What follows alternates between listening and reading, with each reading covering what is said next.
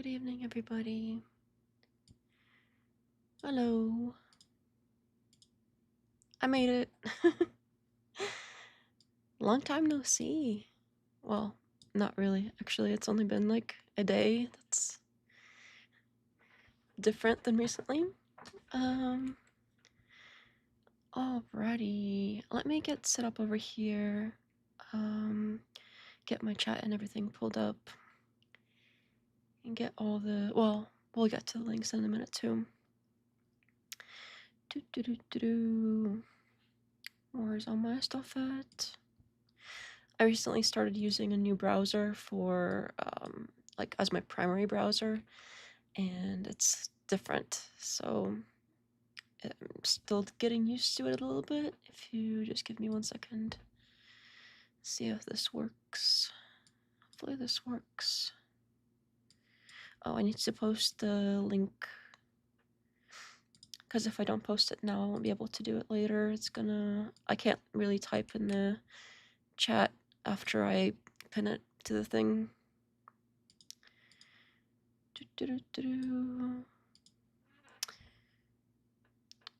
Ricknell! Thank you for liking the stream. And Professor Hoodoo, welcome back.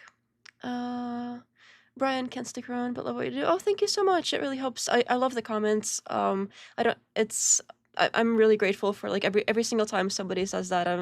Makes me so happy. Even if you can't stick around, or if you see this when you at some point, when you come onto YouTube again or something. But thank you so much. I really appreciate that. It's really nice to hear. I don't have a very large audience, and it's nice when like you put a lot of time into something and somebody's like, hey, I really liked it, or like, hey, I appreciate you doing that, or something like that. It's just nice. So it's been rough. my time at YouTube has been pretty rough, with the comments being like primarily very negative. But it's kind of turned around lately a little bit, so really I do appreciate that. It's very nice. How can you possibly switch off Chrome? Help me. I started using Zen, and it's been very nice. But yeah, apparently Chrome is doing this thing where they are like preventing the ad block stuff from running properly in the new updates. So if you update Chrome, you can't have ad block anymore the same way. Like it's not going to work as well or something. So that's been crazy. And ever since I heard about that, I just switched over to this Zen one, and it's been pretty cool. I bet she will be back. I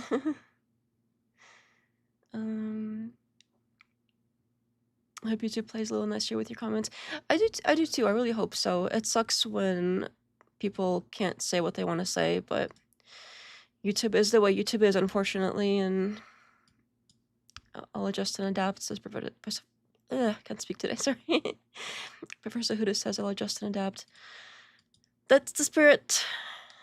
That is basically all we can really do. I mean, we can sort of deal with it while we try to figure out how to move on to other platforms. But unfortunately, YouTube is, I don't know if it's just too big, and the other platforms that people have tried to start up, the only ones that have even put a dent into YouTube, like at all, maybe like 0.5% of the traffic, is probably Rumble. But Rumble is so heavily one-sided that that's probably what's hurting it, is because it's basically like right-wing only, and I think that's probably what's keeping it from growing, because people don't want to go on a platform where there's only one type of content. They want to go somewhere where they can see people disagreeing, and they like the drama, and they like all of the arguments and things like that. And if you go where everybody agrees with you, it's kind of lame,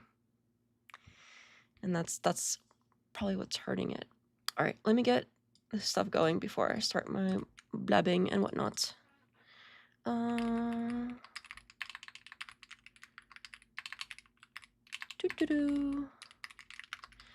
Donor link in the chat if anybody is inclined to use it. Please feel free. I do appreciate it. But I have to pin that before I put the chat up to the sticky, otherwise it's not gonna let me. Okay, let me Uh-oh. What do I do? Oh, this isn't gonna work. Okay, I have to do this in Chrome. I can't use my nice new browser for this, unfortunately. Because it's not, I don't have the extension in it that does the sticky chat stuff, so that's okay. I can just put up the old Brave, and we can just do it right here.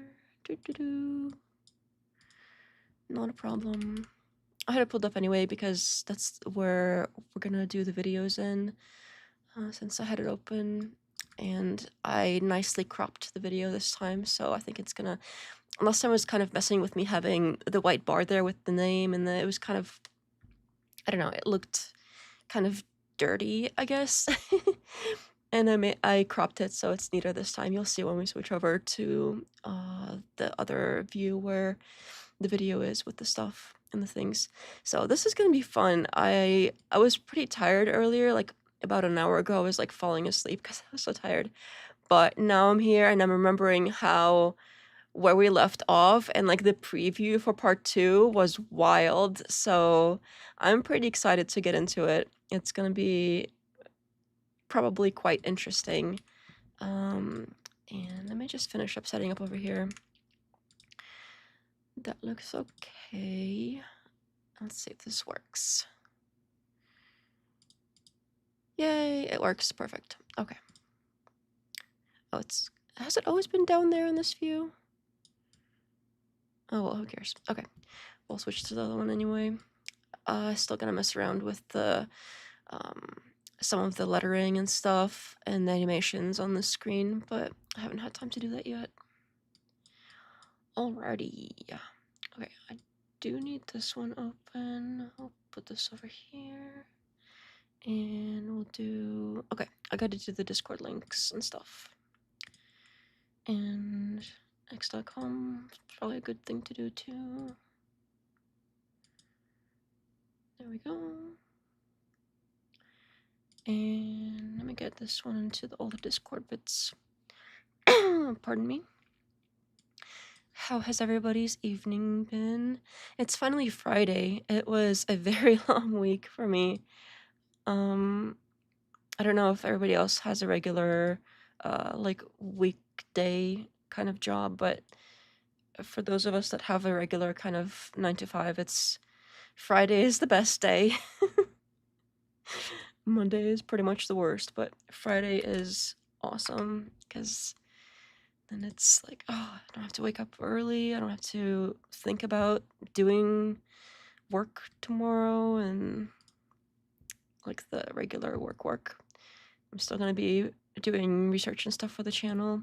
I've been thinking, I think the last 2 videos I made on the Kirk stuff, they have had a lot of in-depth research and things like that, but I think the second one in the trilogy of the appointment stuff I made, I think it was just too long. It was pretty much exactly an hour somehow, and I think that might have been too long for a lot of people, and maybe my thumbnails and titles aren't as good because I also put stuff into the videos that don't directly relate, like it's not like a single topic, there's other things in it, and I kind of like that in videos because it's like, oh, I'm surprised, like, oh, I didn't think I would learn this, but I learned all this extra stuff, and wow, that's so cool. It's like an unexpected fun thing that I like to see in videos, so I thought other people might like it too, but if they don't know it's there, then it doesn't really help anybody. So I was thinking that maybe I should do the clipping thing, where I go through and I make smaller clips of the bigger, longer videos. I've seen other channels do that pretty much regularly. It's a regular practice, and I don't know. I don't know why I haven't been doing it. It's been. I guess I'm just nervous that if I make these clips and people will click on them and they'll expect something new and then they'll be like, oh, well, this is like the same thing that I watched already, and they'll be disappointed. And then I don't want to disappoint people. So it was, I don't know. That's the truth. That's the truth why I haven't done it yet. And I think I need to kind of suck it up and do it because that is how YouTube works. YouTube you need to have clips of things. Not everybody's gonna watch an hour-long deep dive presentation about audio, like, and forensic tests. Like, not that many people will care, but there's really cool fun tidbits in there, and if I want people to see them, I'm gonna have to clip it because it's just different audiences. Some people can tolerate an hour-long show, but some people can't, and that's okay. And I need to accommodate for the people that can't, and that way I could still get all the information out. And yeah, it'd be nice if people see it, because I do spend a lot of time on it, and I really do want people to see it, because I'm like, oh, this is so cool, I learned this really weird thing and I want to show people. And then it's like I put it at the end, or not at the, like, 3/4 of the way through like an hour-long video on something adjacent to the topic, because that's when I learned of it, and I was like, oh, I'll just put it in this video. So that's not very smart probably of me. I am gonna have to work on that, but I think what I've seen people do is I've seen people basically they will post it on their regular channel, and then they will tag their clips channel as like a collaborator. And I think that's probably the way I'm gonna do it. That way people know that it's a clip. So if you've already seen the bigger, longer one, you don't like click on it and get disappointed because it's not a new content thing. And people will see that it's like, oh, and it's clips in the like who made it, as in the channel name is gonna have the clip name as well as this channel name in it. So I think that's probably the way I'm gonna do it. I've just decided that today, and I think hopefully that helps a little bit with some of the length and whatnot. And I'm almost done here with the links. Just one more, I think.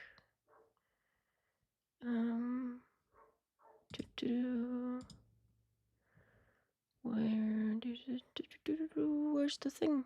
Oh, I think it's right here. There we go. Okay. Now that that's done, let me put this down here. And let me catch up on chat real quick, and then we'll get right into the rest of the video. 2 tornado days in a row this week. Damn, tornadoes are scary. I used to live in like Tornado Valley, basically, and we had kind of a bad one. We've never had tornadoes that really damaged any of the houses that I've lived in, but there was one time I lived in this apartment complex, and it wasn't great. It was like the cheapest apartments you could find in that area, and probably in general ever.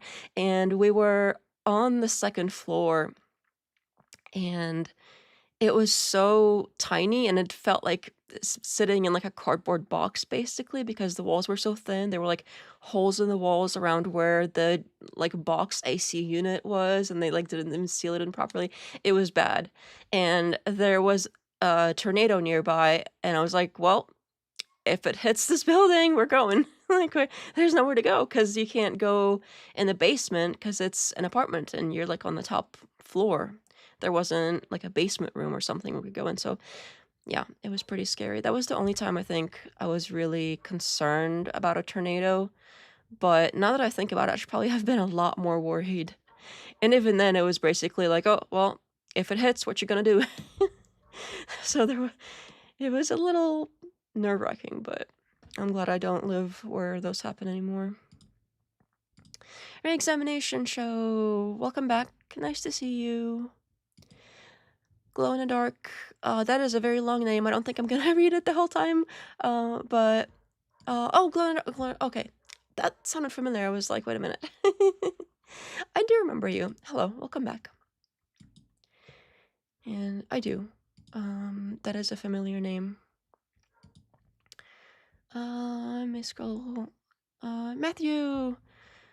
I'm never disappointed. Oh, that makes me happy. I'm glad. Just the whole like clip thing. I don't know. I'm kind of worried that if people are like, oh, I've already seen this. Oh, I'm so angry. Type. How dare you show me the same thing twice? That's like my fear. I have nightmares about that stuff probably. Well, not literally, but you know what I mean. Oh, Re-Examination doesn't remember you, but it's okay, I do. And Rick Neal remembers.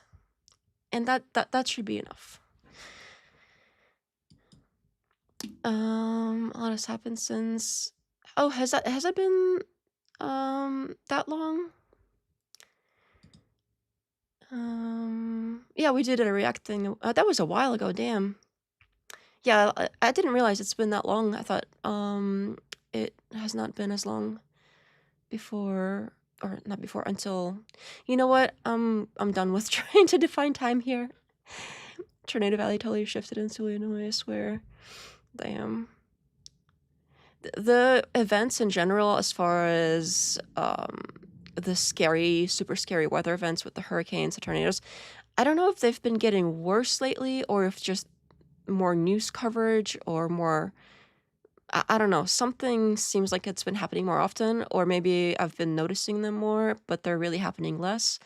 Because I think the data says they are causing less damage or something, but I don't know. I haven't looked into that in a while, but it does feel like it's happening more, but it's probably in reality happening less or something. I'd have to look into that for sure. Oh yeah, there was the 3 too. Yeah, I forgot about that. That is true. Naturally, as a Midwesterner, I heard the sirens and went outside to take a picture. You gotta stay safe, though. If you see it coming for you, you gotta run. Alrighty. I've probably never seen it before. Oh, okay. Well, then the clips will help. There we go. Yep. Sort of. I sometimes don't remember like exactly who people are and exactly what they have said, but names will look familiar to me, and that's kind of where I'm at. Like, I remember seeing it. I just don't remember exactly what you've said, but I think that's probably reasonable enough. All right, let's get into the rest of the show. This is gonna be so spicy. Oh, you know what? I don't know if I should be using spicy anymore, because I really like the word spicy as, like, exciting and, like, full of drama, but spicy now also means, like, corn. And it's not gonna be corn, I hope. I really hope it's not corn. So we'll see. But I know people also use the word spicy for that sort of content, and I tend to use it for the sort of drama kind of content, or like really out there kind of content. I don't know. I like the word. Just had to slip a just in there. Couldn't help it. I like the word a lot, and I think I'll keep using it, and we'll just deal with it. Okay. MAGA versus America First Part 2. Okay, there. Oh, that's not what I meant. It still knows what I want, even though I clicked on the wrong thing. Wonderful. Okay, let me switch over. And that looks... Oh, it doesn't look perfectly trimmed. I thought it was... Oh, there we go. Now it is. Now it is. And maybe a little bit more. Oh no, that's actually on the screen. Let me just move it down just a tad bit. You'll see in a minute. Okay. I think that should be good. We shall resume. Ta-da! See the audio. That should be okay. Let me know if the audio is like really out of whack, or like if the source is too loud and I'm too quiet, or if I'm too loud and the source is too quiet. Whatever, you know what I mean. Just let me know as we get into it if I need to adjust the audio a little bit, and I'll do that. It'd be nice to have... I'm jealous of the people that have a whole producer sitting in the back somewhere where they're controlling all the audio stuff, and they can listen to it in real time and make adjustments and put things on and do all the kind of tedious stuff. But that'd be nice. It must be nice. Okay. In the same way. Oh, good. Okay. Spicy wee wee, no spicy wee wees. It was spicy without the wee wees. Picante. Spicy is action-packed controversy. Yeah, spicy is kinky. Your bird can be your producer. Can you imagine? It would not work. I could probably train him to push specific buttons if with a lot of effort, but he is honestly more likely to like pick the keys off the keyboard, which he has done. He has done that. And yeah, that has happened. So he is way more likely to do that. I don't think, even if I trained him to push specific buttons, I don't think he could resist ripping the keys off. Even if he resists for the first few minutes, eventually he will rip the keys off. All right. Let us... I like the opening. It's very dramatic.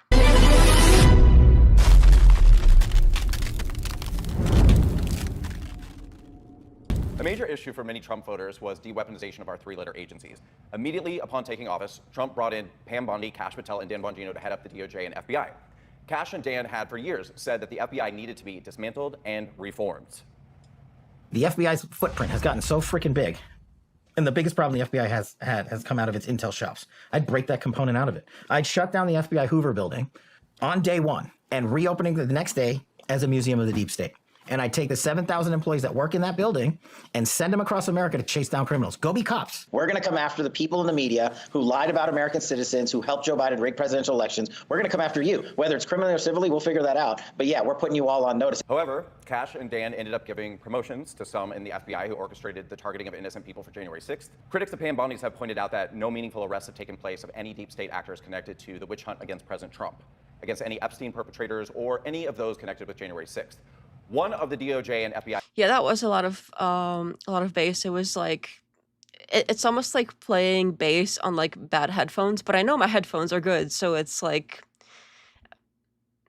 it's like if you get in a car, like an older car without a sound system, and you turn the music all the way up, and it's some dubstep or something. That's what it sounded like for a minute. I was like, is my stuff broken? But who has the bird? I have the bird. I have a parrot. I like crows. I like crows too. I was thinking about getting a crow before I got the parrot. But long story short, I was primarily interested in getting a hawk and an owl. So I was going to get into falconry. The problem is, oh, stream pros, that's not good.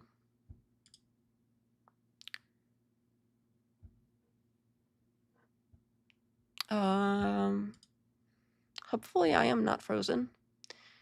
I guess if I hear more people say I'm frozen. Basically, I was going to get a falconry license and have a hawk, and then eventually transition into an owl and do hunting and stuff. But for that, you would need to build a place for the bird to live, like while you have it. And for that, you need a house where you can do that. So unfortunately, I had to sort of I'm not really sure, reassess, I guess. And I really wanted a bird in general. And I sort of switched over to, okay, well, I'll get the parrot, because I've wanted the parrot for a long time anyway. And I really wanted to teach it to talk ever since I saw that Alex, the African Grey documentary about Alex, the African Grey. And I was like, okay, well, I'm just gonna do it. So I got the parrot. But hopefully I'm not frozen. Glow in the Dark says that the stream froze. Dubstep. You can just get a crow. Yeah, I think the crow would be kind of the way I was thinking, or the reason I brought up the crow thing is kind of the falconry route. So as a falconry person with a falconry license, the crows are kind of adjacent to that in my mind. They're not raptors, obviously, but they're sort of adjacent. They require similar kinds of housing, but they need way more puzzles and stuff like that. And they also learn to talk, or mimic at least, quite well. Bird is the word. My parrot sings that song. He will literally sing the bird, bird, bird, bird is the word. That was basically the first thing that's a song that I've ever taught him. Not first word, but like the first song. Try to befriend no crows. I think we should. Oh, good. Okay. As long as I'm not frozen, that is good. But apparently you can befriend crows, and if you like help a crow out, they'll remember you and they'll bring you little gifts and stuff. I've always thought that was so cool. Okay, birds aside, let us resume. Guy's first moves, infamously, was to invite social media influencers to the White House and present them with binders labeled the Epstein Files Phase 1, which contained no new information about the Epstein case that wasn't publicly known for years. I remember that. They really did those people dirty. I don't know if the people that got invited, it seems like what's sort of interesting is, I don't know if you'll remember what happened there, but he basically described it right now as they invited a bunch of right-wing influencers and gave them this binder, and they're like, oh, Epstein Files, and they were all like smiling and taking pictures with it, and then they got some backlash for smiling and taking pictures with stuff that was, well, kind of awful things happened to victims. And anyway, long story short, at the time I was like, wow, they really did these particular influencers dirty. Like nobody's gonna trust them again. And what I've realized way later, and by way later I mean like right now, is now that I think about it, the ones that I can think of anyway, those influencers are the same influencers that were saying that Trump needs a ballroom. Don't you start, Rick, no. Don't you start with the ball. But those are the same ones that I can think of anyway, that right after the I want to go home Erica Kirk thing happened with the ballroom, those were the same ones that one after another, basically in unison, were like, Trump needs the ballroom. This is exactly why Trump needs a ballroom. Ballroom. Oh, darn it. All right. So that's interesting that the same people that were invited to that, many of them were the ones that were doing the Trump needs the ballroom. So I guess it sort of goes to show that at the time I felt bad for them. I was like, wow, these people are going to lose the trust of other people. But maybe it was for good reason that people shouldn't trust them anymore, because, well, look at them with the ballroom thing and probably a bunch of other stuff. I'm sure if we look back on some other things that were kind of controversial and look at every one of those people and see which side they came out on as far as trying to spread certain opinions, I would be kind of interested to know how that breaks out as far as who's on which side. That might be a fun little project for a weekend or something if I get tired of the Kirk stuff for a short period of time. Although the Kirk stuff is not I don't see that happening anytime soon. I've been obsessed. Ballroom, or the ballroom, my bad. I read that wrong. I have heard of the ballroom as well. I've heard people calling it that. Back rooms, but it's endless Trump ballrooms. Hee hee. Okay. Now we'll really play the video. We can do this. Kash Patel, Dan Bongino, and Pam Bondi did a complete about-face on Epstein, stating that he definitely did kill himself, and that there are... Yeah, that was... Wow.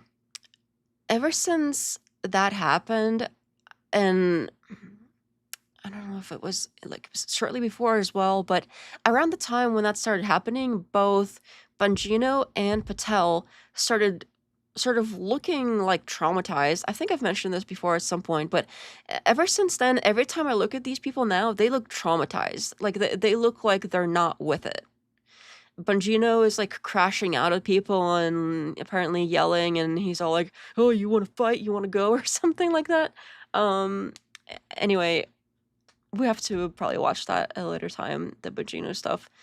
That's also a project, but it's kind of low on the list, the Bongino thing in general.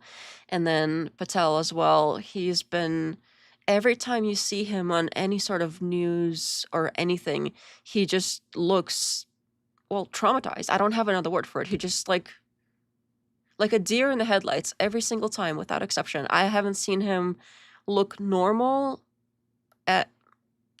in years.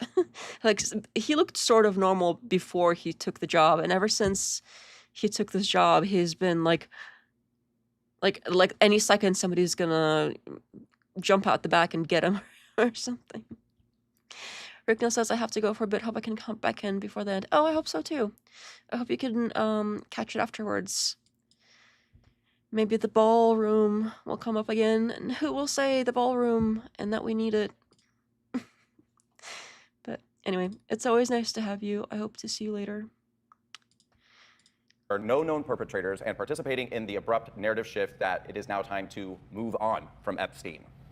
And this is something Donald Trump has talked about. The DOJ may be releasing the list of Jeffrey Epstein's clients. Will that really happen? It's sitting on my desk right now to review. That's been a directive by President Trump. Everything's going to come out to the public. The public has a right to know. Americans have a right to know. Who, if anyone, did Epstein traffic these young women to besides himself? Himself. There is no credible information. None. If there were, I would bring the case yesterday. You said Jeffrey Epstein committed suicide. People don't believe it. Well, I mean, listen, they have a right to... You see what I mean? He like traumatized, like straight up traumatized, like a deer in headlights. Like, and like he looks, I don't know, jumpy, even though he's not literally like, you know, jumping, but he just looks like that. I don't know how else to explain it. Their opinion, but as someone who has worked as a public defender, as a prosecutor, who's been in that prison system, who's been in the Metropolitan Detention Center, who's been in segregated housing, you know a suicide when you see one, and that's what that was. He killed himself. You want me to? I've seen the whole file. He killed himself. So the two of them, they came on. I don't know if you remember the interview, and they I'll said, never forget it. Yeah, and they said he definitely killed himself. We can't tell you how we know that. Trust us. If you saw the evidence that we saw, then you would also come to the same conclusion. And people are like, oh, well, they said it and that's it. And I said to myself, hold on a minute, I'm a lawyer here, okay? So you've just told us that you have actually cleared every potential suspect. You have the exonerating evidence that says that nobody's guilty. Now, if you were telling us we have a suspect, we can't tell you why, we're building a case, I would say, okay, let's wait and let's see what happens. But you just told us that there's no case. So why can't we all know why you're so convinced? Dan Bongino quit the That was a pretty good supercut. FBI after less than a year and immediately went on the attack against any conservative who criticized him for inaction in the FBI, including blocking countless followers who expressed their disappointment with him. Many on the pro-MAGA side have praised Cash and Dan and Pam for their performance and attacked people who criticized them. So given that so many people fought for Trump to get in, to fight weaponization, to give people transparency about government corruption and cover-ups, why are the people who are demanding these things now being labeled panicans, doomers, black pillars, and traitors? I feel like the Epstein debate has already been totally played out and had out, and everybody's kind of reached their conclusions. I don't really know how much wiggle room there is for people on that or convincing there will be. And I think it just boils down to this. Do you believe Epstein killed himself in that prison cell? No. And do you think that Jeffrey Epstein was just some wholesome guy that liked having pizza parties with grape soda and a beef jerky enthusiast? You either believe that stuff or you don't. I don't really think there's any much more room for debate. Now, as far as the people that Trump brought in, that they also seem to think that there was some there. I mean, Pam Bondi's statements speak for themselves, and she said many other things as well about the Epstein client list. And now all of a sudden we're told that none of it exists. It's just Jeffrey Epstein. He just happened to become a teacher's aide and then a billionaire, and then he owns these islands. He's got all these security deals. He's got access to the top people in the world. But there's just no there. He just happened to like little kids. So either believe that or you don't. Well, and it also required an act of fucking Congress to get the disclosures that were promised by Trump on the campaign trail. And by the way, that is the primary reason that they're going guns blazing after Thomas Massey's, because he was responsible for passing that bill along with Ro Khanna. That is the reason that the Epstein financier class is funneling $25 million to try and primary him, which will make it the most expensive primary in GOP history in the House. But the point of this segment... Damn, I don't have anything to add. That was like one after the other, just bang, bang, like completely on point commentary. I don't even know what the other side is going to say to this. Honestly, how do you respond to that? Because that's the only thing they can do is at this point, like, cope and try to be like, oh, well, they said he did, so therefore whatever they say goes, apparently, for whatever reason. I don't know. It's like, And the point of the question is that I think that despite how anybody feels, it's weird. I think the handling of Epstein by this administration is weird. And it seems like to simply acknowledge that it's weird is getting people labeled, you know, panicans, and people are now suddenly going along with this whole, like, shut up, move on, stop talking about it. That's not really what people were saying. Brandon, a few things. Owen, there's more to discuss than just saying you either believe what I believe, which is what you're saying. You must believe that Jeffrey Epstein was raping little kids and that the code words are grape soda, beef jerky, pizza. And if you don't believe that, then you believe that Epstein's a wholesome guy. I think that's not how you really do evidence, and that's not how you take hold on a course. second. So, but we're not denying. No, wait. We're not denying that Epstein was a pedophile, right? That's not how you do that. But you have hold on, discussions we're about not it. denying he was a pedophile, right? I haven't seen evidence of prepubescent. You just said. But he is banning mine. You said there's no nuance. This guy, I remember this from last time. This is the similar. He had a similar comment. Right now, he said, "I haven't seen evidence of prepubescent things or something like that, or kids." I forgot what exactly the way he put it. Or didn't hear exactly the way he put it, but that's basically what he said in part 1 last time. Is he was just like, it was just a couple teenagers, and he made it sound like it was sort of matter of fact okay, like oh, everybody does this, it's teenagers, whatever. That's disgusting, honestly. Like I forgot he said that until just now, and I'm now remembering the other comment he made, and now here we are trying to sort of split hairs here. I think when people, colloquially speaking, mean a pedo, we kind of all, colloquially speaking, agree it's under 18. Like, sure, if you want to get clinical about it, there are different names for different things, but that's what we mean when we say that. So if you're trying to split hairs, like, oh well, technically he was this and not that, like, who is that? I don't know. Anyone that does that is just automatically gross in my book. I've never seen evidence of that. They've all been post-pubescent. So now. Like, what is that helping? That guy needs his hard drive searched, I swear. The Ballroom, sponsored by McDonald's. See, it's okay, Rick Null. We have re-examination. He will carry on the ballroom torch. Yeah, this is messed up though. I didn't expect it to get this weird so quick, but this is so nasty. Now Epstein is not a pedophile? I don't think so, no. Was he They're trying to justify being that. Yeah, that's what it sounds like. I don't know any other reason why you would sit there and split hairs and be like, well, actually, there were teenagers, so... My goodness. You think he was an asset for intelligence? There's 32 states that have the age of consent at 16 years old, by the way, Owen. This is amazing. See, actually, this is a very... It was a 14-year-old. The one was... the youngest that he was convicted for the first time was 14. Pivotal moment.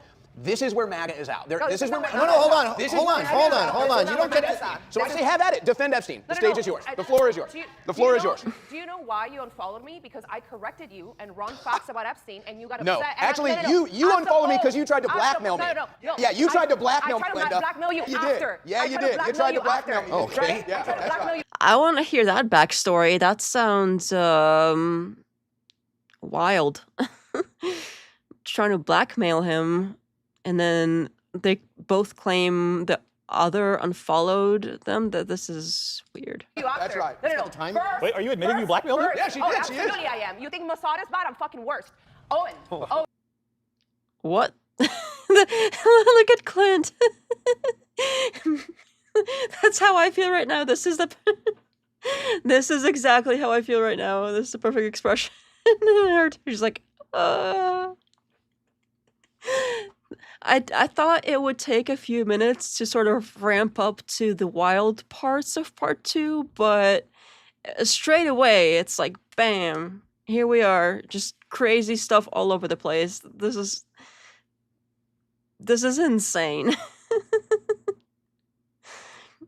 Like blackmail stories.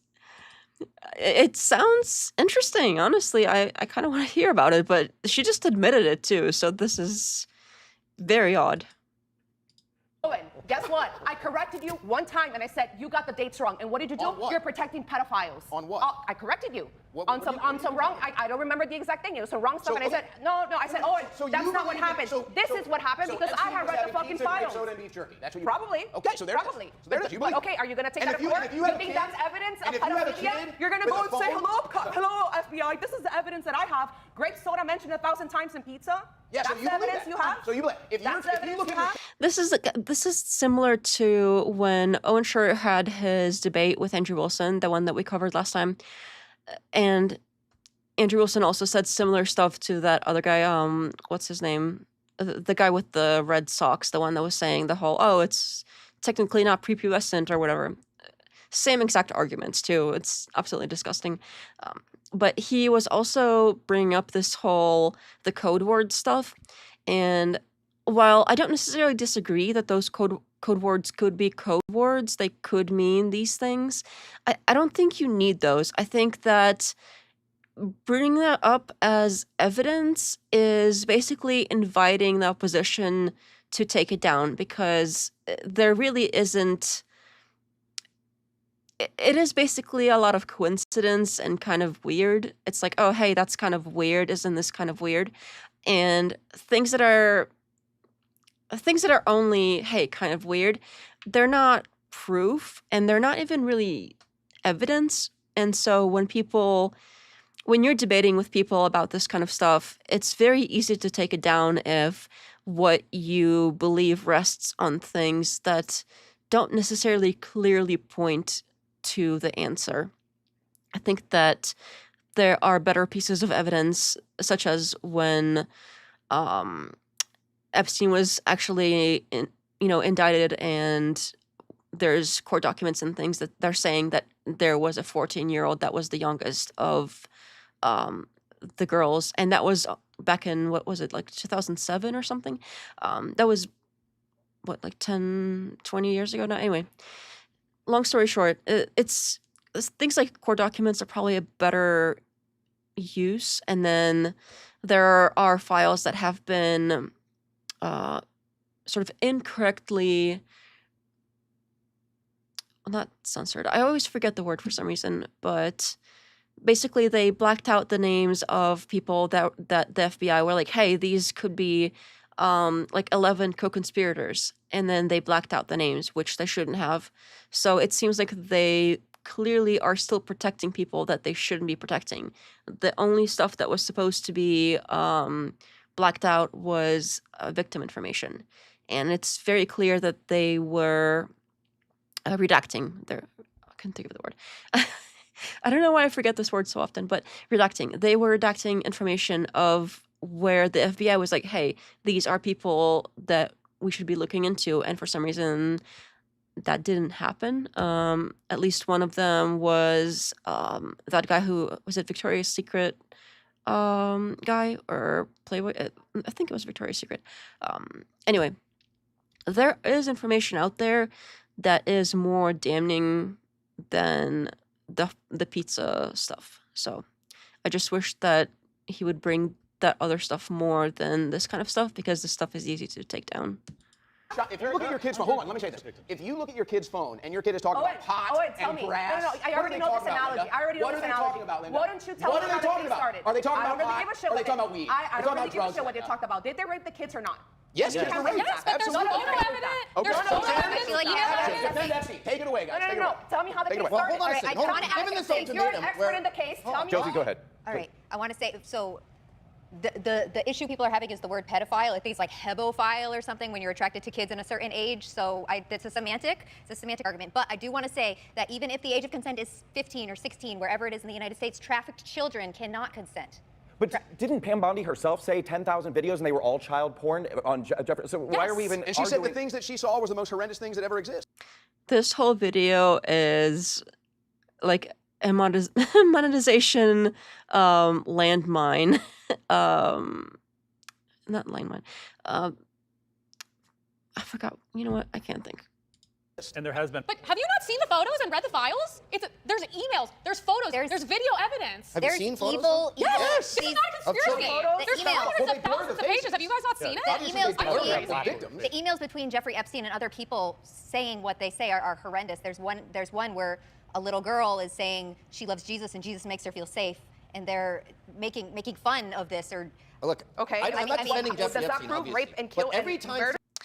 Speaking of like the code word stuff, I think like in general pizza and things like that being mentioned often is not a great argument, but that girlfriend that he had, I forgot her name, but Epstein's girlfriend, when the one that was the pilot, there are emails between them, and she was basically, there was one that where she says something like, I got you a pair of young Thai coconuts, and something about like him not liking the older coconuts because they're too hairy or something.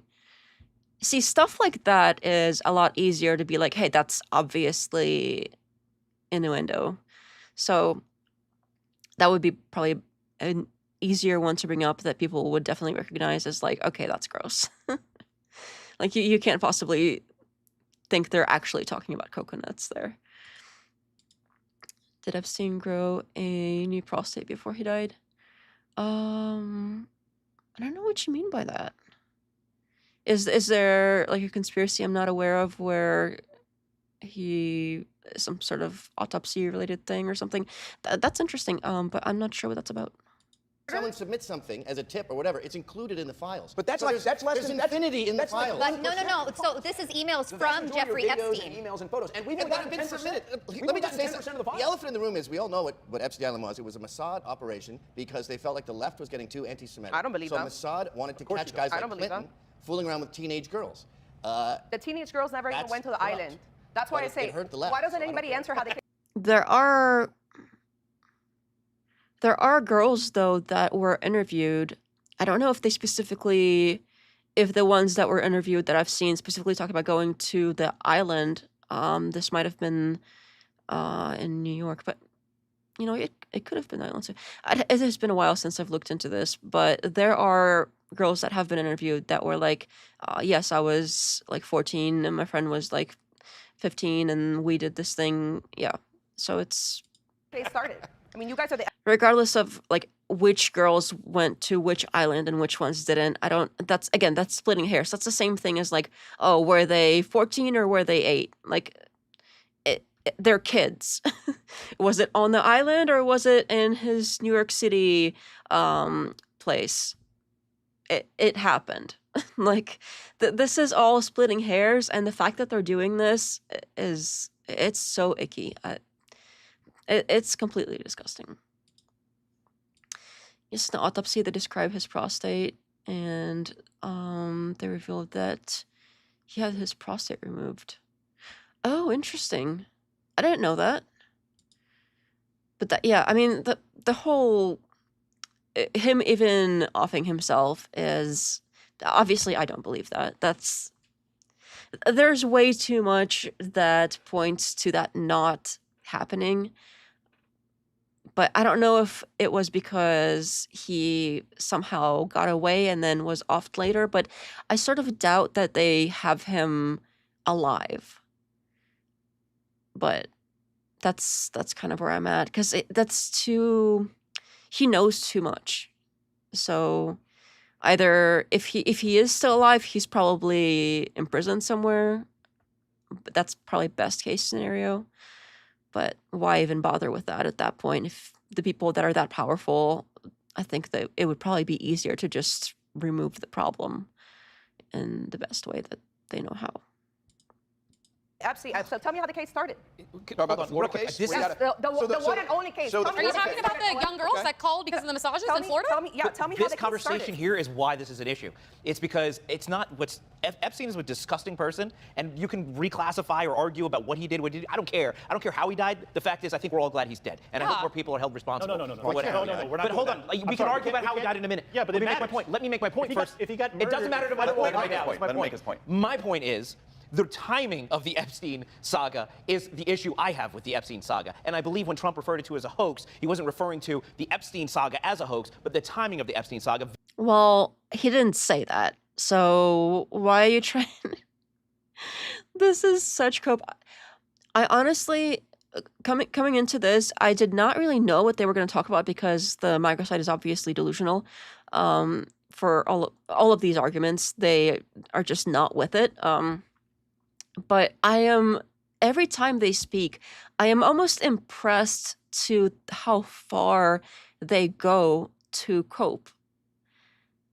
It's almost impressive. Like, how could you possibly do some mental gymnastics to take something and make excuses for it? And that's kind of, it seems like that's the assignment. It's like the whole time, every single one of them, they take whatever the issue is, they twist it, and they make an excuse. They twist it, they make an excuse. That every single time, that seems like a pattern.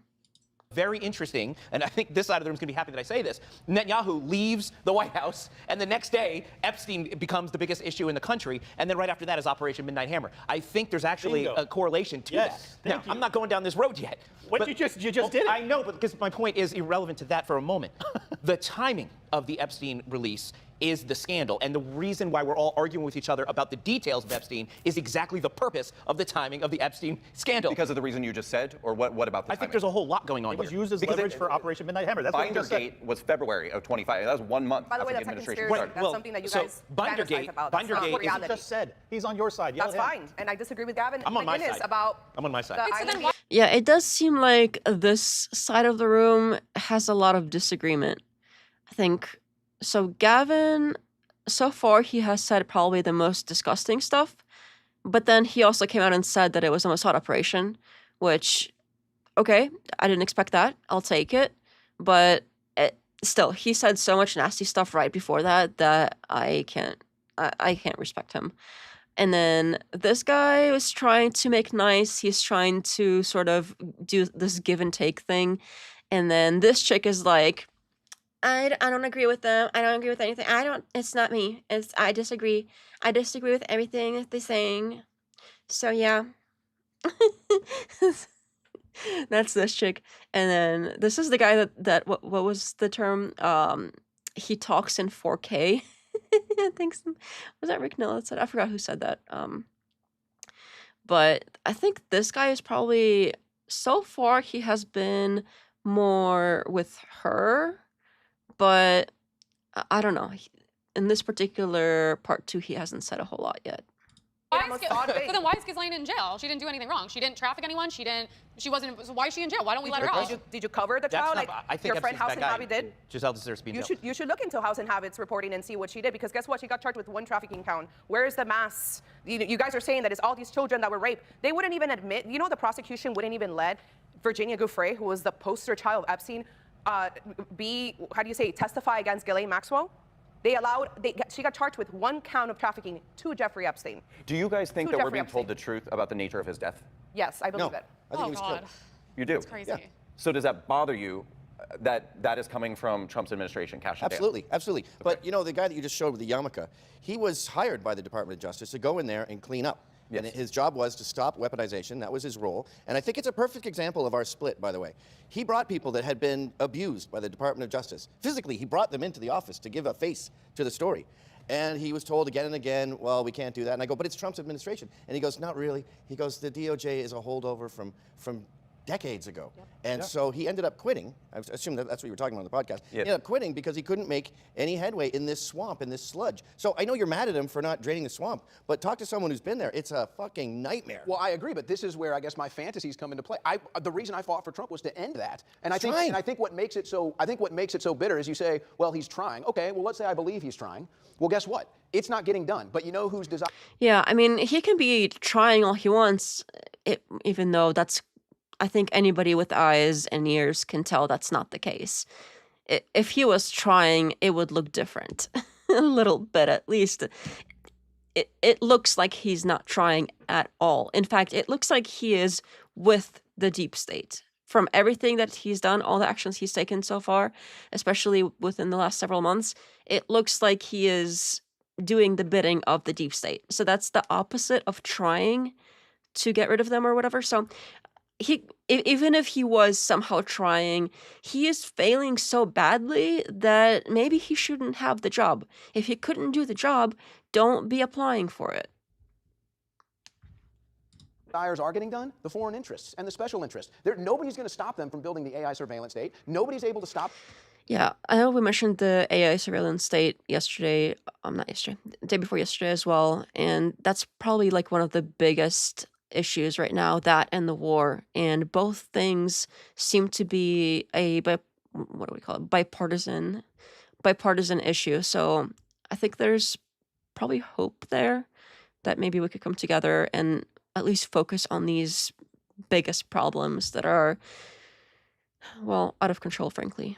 Them from So we're not continuing supposed to to go to war in the compete Middle East, with China but for AI? we can't drain our own swamp that was weaponized against our own people. So that's the problem. I think first of all, it's better to lower the temperature. I think when it comes to Epstein, I think the handling was wrong. I don't think there should have been so much posturing, because then you have to stand on that, right?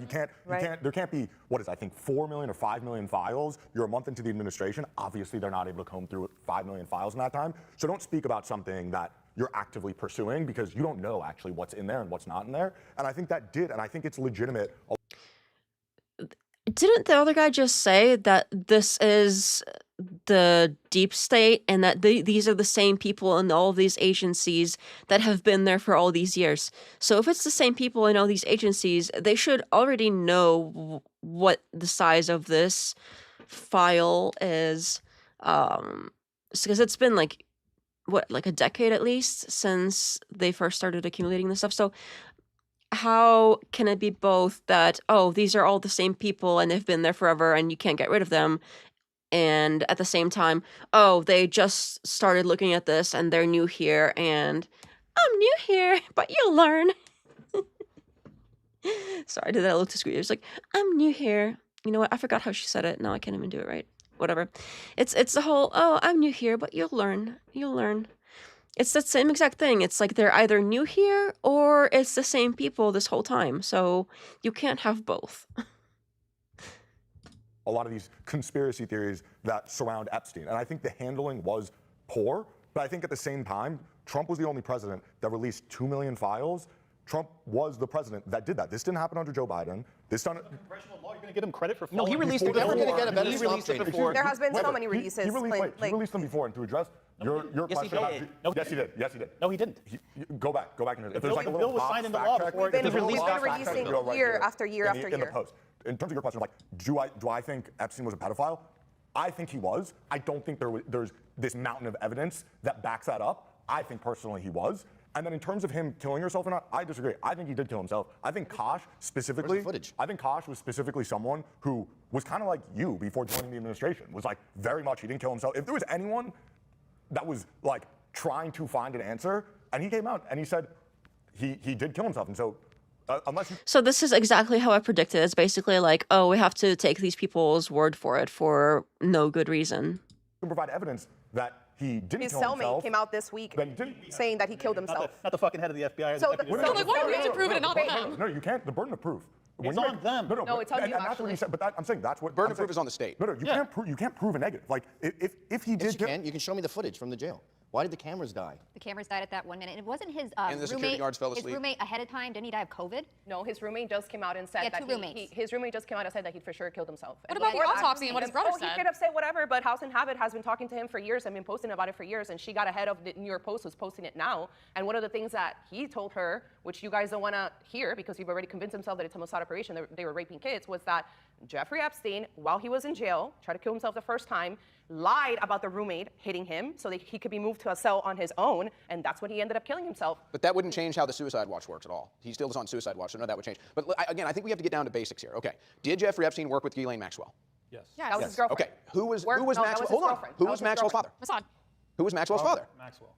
See, you shrug because you don't want to give the answer because it hurts your stance. It doesn't hurt my stance at It all. absolutely because, does. Because what does He's that have tied to do into with the intelligence I'm sorry, agencies what up does one that have side, to do down with the case? other. But that doesn't prove anything, Owen. What do you mean that doesn't doesn't prove? That's anything. circumstantial That's evidence. Just, Wait, exactly, do you know you what just said it. That's circumstantial what evidence. circumstantial evidence means? Yeah, That's here's a not guy. even Here's a admissible. guy. That's not even admissible in court. Here you go. Here's your circumstantial evidence, okay? Here's a guy who's connected to the intelligence agencies up one side and down the other. He's also connected to all of Trump's attorneys, by the way. He got a sweetheart deal on that Florida case. Word. And then he magically kills himself in prison with no footage, no security guards, with a toilet paper. He didn't get a sweetheart deal. Yeah, he did. Yes, he did. He was on house arrest. I don't know how you could possibly even argue that that didn't happen. Am I able to talk, or are you just gonna fucking scream at me the whole time? Am I able to talk? Are you able to tell me how the case started?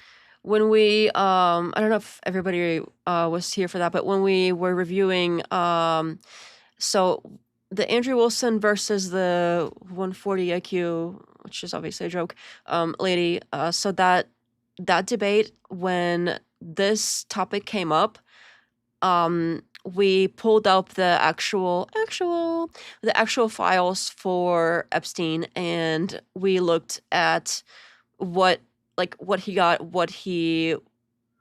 how old the girls were, etc., for that original indictment. So that when he got the sweetheart deal, that's not even, I haven't even heard anybody disagree with that fact. Like, even people who are trying to split hairs and say, oh, well, they were teenagers now, even people that were doing that, or that are doing that right now, even those people don't generally disagree that he got that sweetheart deal. That's like, that's a basic fact. Like, I haven't heard anybody disagree with that. This chick is crazy delusional. From the very beginning? Yes, Are you girls were recruited to go to his little massage that's not how I parlor in started. Florida. You're not able to tell me, right? I'll tell you why. Because Governor DeSantis signed the law, changed the law of our state to please people like you guys. You know what it is to change the law of our state? Because they wanted more stuff to come out? Of course you don't know that, because why would you know that? You're just you don't wrong. know shit. Okay. No, I'm not wrong. You are, but Governor that's right. DeSantis You'll find out signed when a law. When Governor Acosta cut the DeSantis, deal, okay, you don't want to DeSantis talk to had me. You nothing want to to do keep with it. interrupting me. Governor DeSantis signed a law in 2024 with what? Pull up your phone. Somebody pull up the phone. He said The sweetheart deal happened way before that. Is she, like, not with it? signed a law to get all of the documents that were in the Florida court that nobody had seen before, that only the judge is allowed to release. He bypassed the judge, signed a law, released everything from the files. And guess what? Guess what we found out? You know how the case started, Owen? Girls were bragging, the teen girls were bragging at school about the money they were making from an old guy in Palm Beach giving them massages. They get into a fight because one girl calls the other one a prostitute. Her mom finds out, calls the cops, the case starts. The girls were bragging about the money they were making. They weren't in distress, they weren't saying they Okay, is she doing the same thing that that guy on the corner just did? The whole, like, oh, they were teenagers, they were asking for it? Like, what the actual fuck? This is unbelievable. At least, okay, which one of those four people at least said that they do think that they were... Okay, so the guy in the black shirt that's next to her, he at least said that it was kids, and that's an issue. He does think that he was a pedo. So that's one. I don't remember the guy on the right side of her, what his opinion was, but that's her and the other guy with the socks now. That's two people on this side that are basically saying that the teenagers were asking for it. That is so disgusting. These people... where did they find these people? Like, what kind of hole did these people crawl out of where they're sitting here casually defending nasty-ass pedo stuff? Like, this is... I don't have any more words than that. This is crazy. Naz, welcome back. Hello. She's foul. That's a good word for it. I like foul. Appropriate. Hello, Naz. Oh, you got the parrot there. Something has made its home in her. That is another good way to describe it. All right. Spiritually speaking, yeah. Alrighty.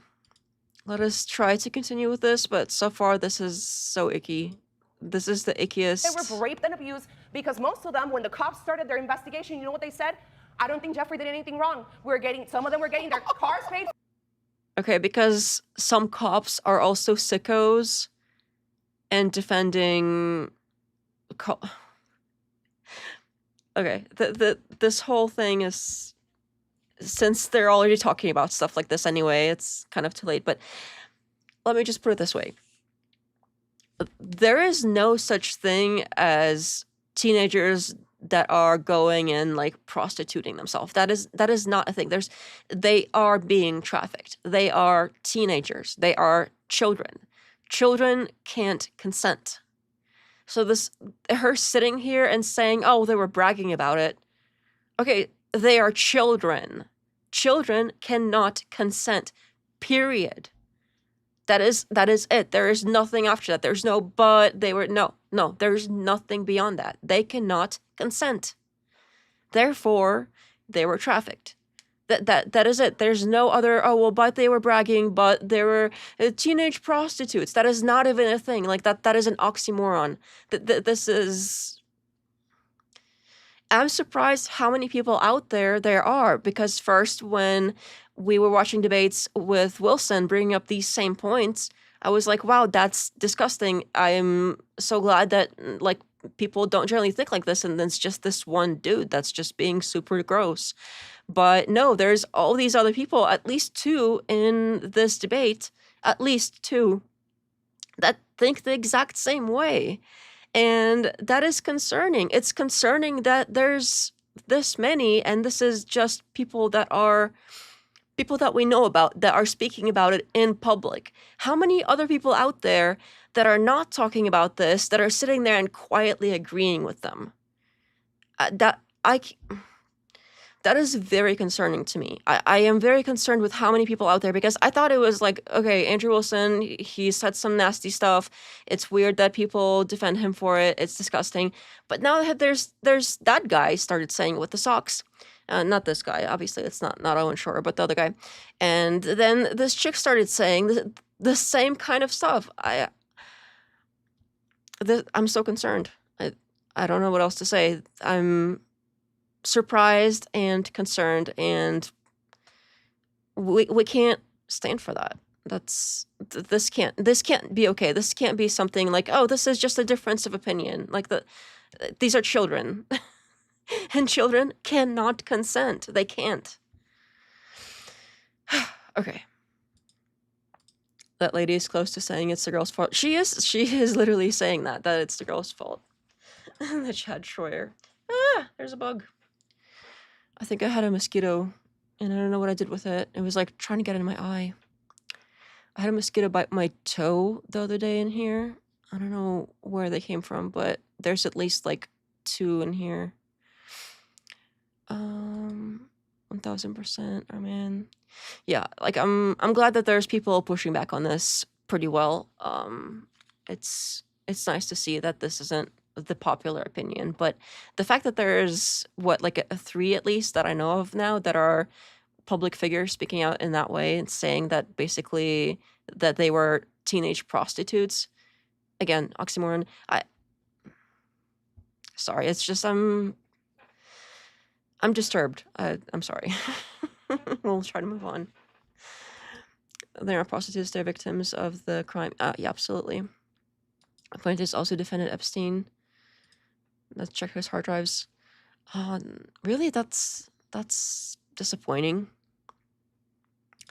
Be careful, she might argue that at some point they enjoy the abuse, therefore it isn't abuse per se. I would not be surprised. Wait, I think she did basically say that. She didn't call it enjoying their abuse. She said that they were bragging about it, therefore, since they enjoyed it in general. In Florida, we have Bill Gates mosquitoes. Really? Did he like... I know that mosquitoes have been used as a weapon before, like a bioweapon. So I'm concerned about them in general. We have the Bill Gates ticks. Damn. Yeah, that stuff is scary. The stuff that you can't really see, that you think, oh, it's just nature, and then it turns out to be bioengineered to literally get you sick and possibly kill you. That's probably the scariest. All right, let's try to move on here. I'll try not to crash out about this so much, since I think I've said what I said. I think it should really go without saying, but apparently not. Like, unbelievable. These are their own testimony. Yeah, okay, You're not. let me just... Oh yeah, if you clap, that's gonna make it. Yeah, clap. Clap, that's gonna make it right. So you're mad at the testimony that I read? You're mad at the testimony. You know what some of the girls said? They got cars. I don't give a crap what the girls said. I don't give a crap if they were like, oh, it was, these eggs were the best I've ever had. I don't care. That they can't consent. They are children. Man. And it's They not got even their accurate. travel, These are they got 16 their and college, 17-year-olds. they got their college paid for, and you don't think these girls know what the fuck they're Who cares what they? Oh my god. I'm sorry. we'll let her talk. It's just so hard. She triggered me too. Oh, good. I'm not the only one. Yeah, it's disgusting. It's completely disgusting. I find it funny that you're leaving out the entire years-long investigation. Enjoy. I will enjoy it. Enjoy this position. It's all enjoy yours. it. Yeah, I'll enjoy it. She's enjoying it. Okay. I made plenty of videos about it. What am I enjoying? The truth? You don't like the fact that I actually read the files? You don't like the fact that I'm quoting? Yeah, if you clap some more, just keep clapping, and that's gonna make it that's gonna make it right. Like the fact that You're talking about the grand jury testimony from Florida. Right, and you don't like you don't like the testimony. Why they reversed You don't like that? the victim testimony. No, but do Honestly, I think what Clint is doing here is just like letting her bury herself is probably the right call. Let her basically spill the beans. Tell us what you really think, lady. Tina Alsher Mosquitoes Opera said the same thing about kids. Damn, really? Opera in general, I've seen some documentaries on Opera, and apparently she's got some shady stuff going on too, allegedly. 24 is practically a baby. 14 is literally a baby. You know nothing of the world or yourself at that age. Absolutely. Yeah, 14 is a child. 14-year-olds are children. 16-year-olds are children. Even 17-year-olds are still children. Like, we, as a society, decided to draw the line somewhere. That is where we draw it. They are children. They cannot consent. Sure, slap that lady, please. Maybe she'll clap enough to accidentally slap herself. you know why they reversed it? Because they broke the law. Yeah, they broke the law. They did not tell the deal to the victims that they were giving to Jeffrey Epstein. That's why he was rearrested. There was a years-long investigation into Florida. That's true. They brought the investigation. He was caught trafficking girls. Julie Brown at the Miami Herald, a very corrupt institution, which I guess you guys are cool with it now, started to talk to the victims again, started an investigation, and got him in New York because they couldn't get him. So Epstein's wholesome. He's an innocent guy. I don't think he's wholesome. No, everything you're saying could be true, and it's also a Mossad spy op. I don't think he's a Mossad. I've never seen evidence. Mossad would have been a hero in this claim. Yeah. His girlfriend's dad was just the head of Mossad. I was gonna say, is that the one case where Mossad looks good and then to argue against it? It's okay for you to support it. Mossad looks good. Mossad caught a bunch of perverts. I don't believe it's Mossad. Oh yeah, I guess he had more than one girlfriend too. The one I was saying, the girlfriend that was emailing him about the coconuts, I meant the Eastern European chick that apparently started out as a victim possibly, but then as she grew up became an accomplice, allegedly. So it seems like, I don't know what the situation was, but it seems like both Maxwell and I forgot her name. She was like a model and a pilot. Anyway, both Maxwell and that chick were both, it seems like they both are called his girlfriend in general. So I don't know if if he just had multiple girlfriends in general at the same time, or if there was like one, then the other, then the other. I don't know how that exactly worked out. But when I was just talking about his girlfriend, I meant the one that was the pilot from Eastern Europe, not the one, not Maxwell. I don't believe it's Mossad. They look Mossad organized this whole sex ring in order to bust Bill Clinton. You made this up. You have no evidence of that. Huh? Not just Bill Clinton. You have no tons evidence of that, Josie. politicians, yeah. Wait, can I just ask a common sense question? I'm complimenting Israel. Go ahead. But why are you? See, this is, I want to this do is- it too. This is Israel derangement syndrome. No one is talking about Israel, but she has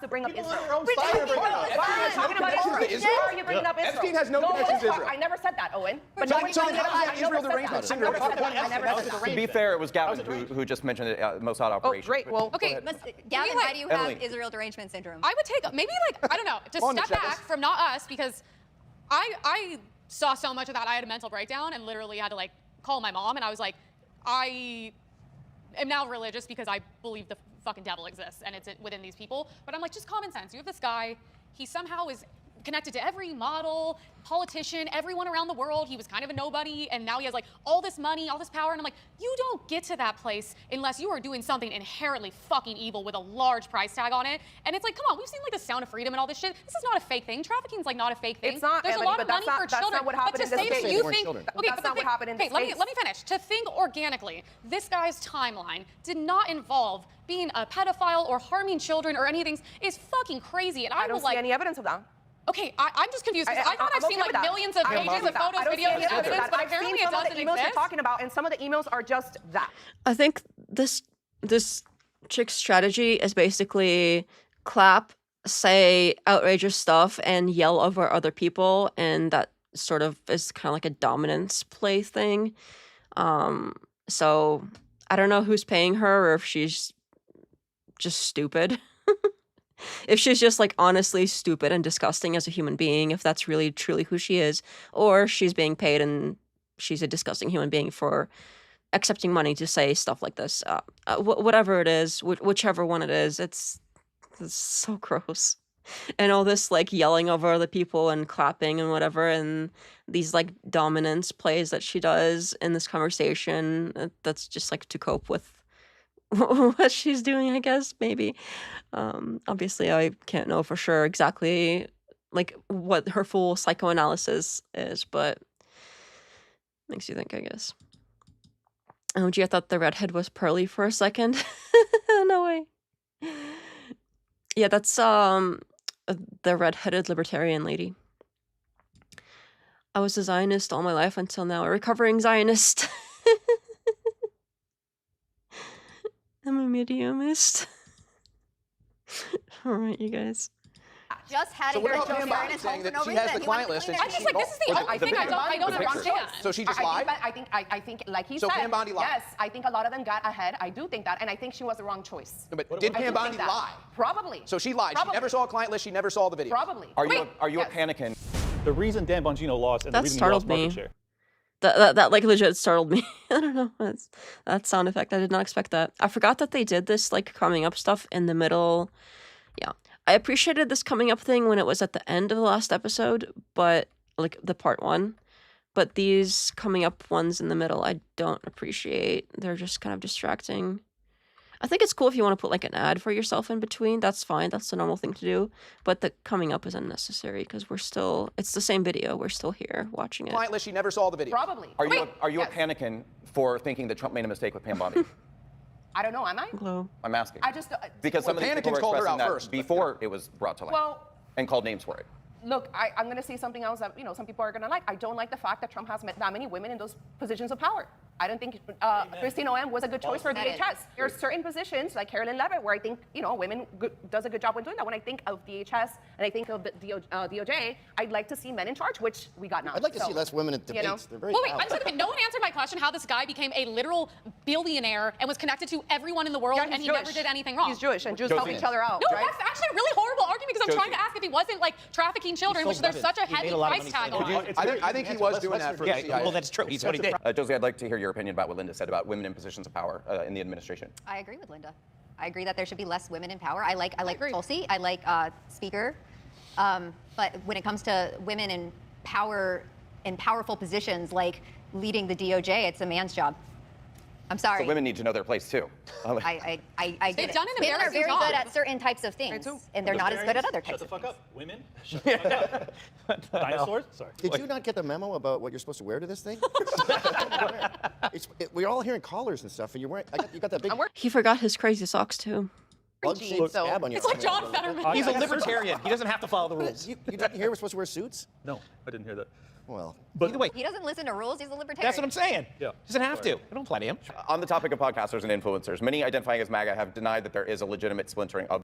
I guess I should probably comment on the woman thing. I don't actually disagree either. Wouldn't make it like a hard, fast rule, but I don't really think it's relevant in this conversation. I think that it's just a distracting thing that they were doing. I don't care if it's a man or a woman or whoever. What they did with that position and power was wrong, and there's plenty of men that are also doing things in positions of power in this administration and others that are very, very wrong. So pointing out like, oh, it's a woman, she shouldn't even, like, okay, whatever. But the men are also doing the things that are wrong. So in this particular conversation, I don't think it's relevant. While I don't necessarily disagree that men are better suited for some jobs more than women, and women are suited for some jobs more than men in general, there are exceptions, and there are some women that would be better suited. I don't think Pam Bondi was one of them. She just behaved like a, you know what, I'm not going to call her names, but I really want to. But basically, I do think that there are exceptions. So I don't think you can make this like blanket statement of like, oh, no women allowed here, no men allowed here. I don't think you can do that. But I do think that in general, that is generally true, that men are generally better suited for certain things. I don't think it's like crazy to say that. That's kind of common sense, I think. It's just when you start drawing hard lines and being like, oh, well, women are absolutely not allowed to do this thing, even though some women might be specifically qualified for it for whatever reason. I don't know. That it seems like we'd just be missing out then. The moderator is not in a suit. That's true, but he's at least got like a colored shirt on. So he's like halfway between what Clint is wearing and what Owen and I keep forgetting the other guy's name. The guy with the other guy with the crazy socks. So it looks like the two guys in suits also wore the crazy socks. And then the moderator is somewhere in between. And then there's both the people that are in the first chairs wore the suits with the crazy socks. Both the people that are in the second chairs are men with black shirts on, basically similar outfit. And then there's a woman in the next one, but they're dressed very differently. And then, yeah, so the first two chairs on each side seem to match somehow. I don't know if that was intentional or if they sort of seated them that way after they showed up and they saw that they were matching or something, but it is kind of curious. But the stock market is going up. What do you mean, Def? Everything is good. I remember that. That was so cringe. That whole thing where they were questioning her about, look, these women are here. She wouldn't even look at the women that were there that were victims, and she kept bringing up the stock market and how, the something 500 is doing, it's like so high right now. And she kept yelling about the economy randomly. It was weird. She was cynical that day. It seems like she thought she was doing like a boss babe move, but it was so cringe. I don't know if, I think probably even people that were on her side probably thought it was super cringe. Blondie was in a no-win situation. Yeah, I mean, if only she wasn't a sellout, maybe she wouldn't. But it was a no-win situation for her. But she definitely got herself there. The movement, saying that this is a false perception created by podcasters and influencers. But if this is true, the numbers seem to tell a different story. The top podcasters who have a dedicated message of praising the Trump administration, like Daily Wire, Turning Point USA, Dan Bongino, have seen their numbers decline. Notably, Bongino dropping from Spotify's top 10 to out of the top 100. Yikes. Daily Wire recently Yikes. I like that, yikes. Reported major staffing cuts. Meanwhile, critics of the administration like Tucker Carlson, Candace Owens, and Megyn Kelly have seen soaring ratings on their podcasts.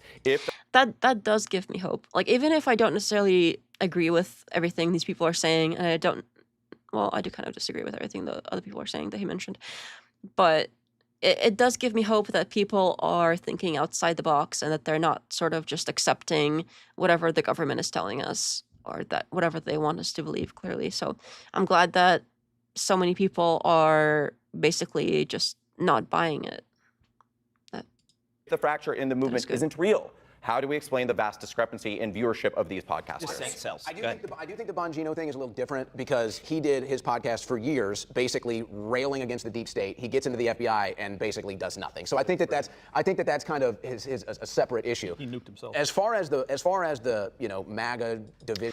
Yeah, but I think that he still is in the same camp as all the other people. Like him and all these other people that were listed, they have the same opinions. If he did this thing and he was in the FBI and he couldn't get anything done, but he still held the same opinions. Like, for instance, if he got into the FBI and he was like, I still believe that Epstein offed himself. I really believe this, but you know what? They're blocking me. I'm trying so hard, you guys, but I can't get anything done. Like, for some reason, I can't get into the things that I need, and I'm fighting so hard for you guys. And then he quit because like he just couldn't do it, and he gave up, and he went back to his podcast, and he was still known as somebody who was still trying, but just like failed. I think he would still have his show and he would still probably be in the top spot. I don't think he would have dropped off like that just because of the fact that he didn't accomplish what he said he would. I think because he basically switched and turned out to be a dirty liar pants on fire, and people found out, and now he's basically in the same camp as the other people that he listed that he said were dropping views. I think it has more to do with that than anything. So I don't know if it's entirely separate. Like Owen, I don't necessarily entirely agree. I don't necessarily entirely disagree, but I don't think it's exactly. I think I made my point. Or coalition divide. I do think it's like hyperbolic that people will sit here and attack Tucker Carlson and Megyn Kelly and all the former MAGA people and then say, but there's no divide. And it's totally backwards, too, because if you actually look at the charts, everybody who's been critical of Trump, in my opinion, telling the truth about Trump, their numbers are in the ascendancy. Everybody who's been carrying water for Trump, like Bongino, like, I mean, Ben Shapiro, TPUSA, Mark Levin, down the line, all of them are falling off a cliff. So it's evidence that there's market demand for people who are going to actually be telling the truth about it. And this is true in regular mainstream media and in our world, alternative media. Because anytime there is a Democrat president, the Republican commentators on social media, the Sean Hannity's of the world, their ratings skyrocket. When we have a Republican president, their ratings go down. It's because people want to tune in to hear the dissent. And so dissent is what sells. And the reason why Tucker is so popular right now, and Candace, even though I disagree with everything she says. Candace has a liberal audience, by the way. Regardless of her audience, but what she is selling is what people want to buy. They want to buy the dissent. People want to dissent. I don't think that's necessarily true. Here's the key thing, though. Tucker Carlson on Fox News was the #1 nightly news show at the time. That was while Trump was president. That was while Trump was in power. Tucker Carlson was most famous during the Dominion issues in 2020. And Okay, got sued, he was still the #1 guy in 2019 when he was just. But that's why he was #1. He was saying the things that nobody else was saying. He was a dissentful voice in a sea of people. Okay, but it goes counter to the fact that Trump was the president of the United States. Trump is currently the president, and Tucker is dissenting because he believes that Trump is off. Trump was the outgoing president of the United States. Biden was the incoming president, and it was among the election dispute where Tucker made his name. That's why he left. What? No, when Tucker when he was at Fox, he was. What? Is this guy for real? Tucker has been a big name in news from way before that. Is he serious? I can't tell if he's serious. #1 show, just like Greg Gutfeld is the #1 show at Fox right now. But Tucker became Tucker when Tucker left Fox. It ain't the same thing, though. So you think this? That's. I don't know. He's just wrong. This is a normal ebb and flow. Yeah, it's obviously a normal ebb and Well, flow. do you think that also applies? Because I heard you say something, and I think it applies, but I'd like to know if you think it applies. I think that that's kind of how we used to see Trump, was anti-establishment. Exactly, I made that point earlier. I agree. But now I don't view him that way. I view him as the exactly. I establishment. agree with you. I said that point earlier. I said, but even in his first administration, he still carried that aura. Yeah, but that's what buried him. The reason why Trump wasn't a success. No, they stole the election. That's what buried him. He won that election. I'm not going to argue with you there. What I'm saying in 2016. The Trump administration in 2016 was less effective than the Trump administration in 2024 is because he tried to get along with the establishment and they buried him. This time around, he's balancing getting along with the establishment but also bucking them where necessary. And I think Where is the fucking them when necessary part? Where is that? I'm not seeing any of that. I would like to see the fucking them where necessary. Wherever that is hiding, I would like to see that because it seems like it's basically it's really kind of interesting where he's like, well, the first time he couldn't do anything because he was this and that, and now he can't really do anything because opposite reason. Like no matter what, it's like, oh, poor Trump, he's just trying so hard, but he just can't get it right. It don't look like that, buddy. it's a balancing act that made him more successful. I think if you look at his administration is much more anti-establishment than his administration in 2016. But yet, excuse me, what? I mean, sure, maybe the like Tulsi Gabbard and stuff, but she's out now, isn't she? Out now, and I don't know. It seems like the coalition that he built was basically just to win the election, and now none of them are really doing what they said they were. The whole thing is garbage. He's getting along with the establishment externally, which is what's making him effective. I think it's a delicate balance. It's effective at doing the establishment's business and doing their bidding. I mean, this is like what is he like compromising on with the deep state that he is like still getting something else because he's compromising. He's compromising on all this stuff, but he's really getting us this other thing. Like I'm not seeing it. Yes, it's going to piss people off, but at the same time, we have results. And I think that's really the overarching thing of this. The only thing they have is that the border was closed. But, like, okay, so, I mean, cool, good, but is that it? This administration has been able to get shit done in a very... We're basically, like, Oh, well, the border's closed, but he basically, in order to get the border closed, he has to get along with the deep state. And because he has to do that, he has to like play this 4D chess game. We have to start World War IV. We have to. If we didn't start World War III, sorry, not 4. We haven't done 3 yet.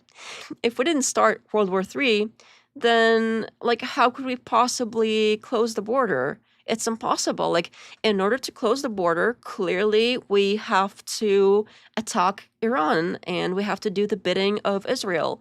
It's obvious. There is no other way.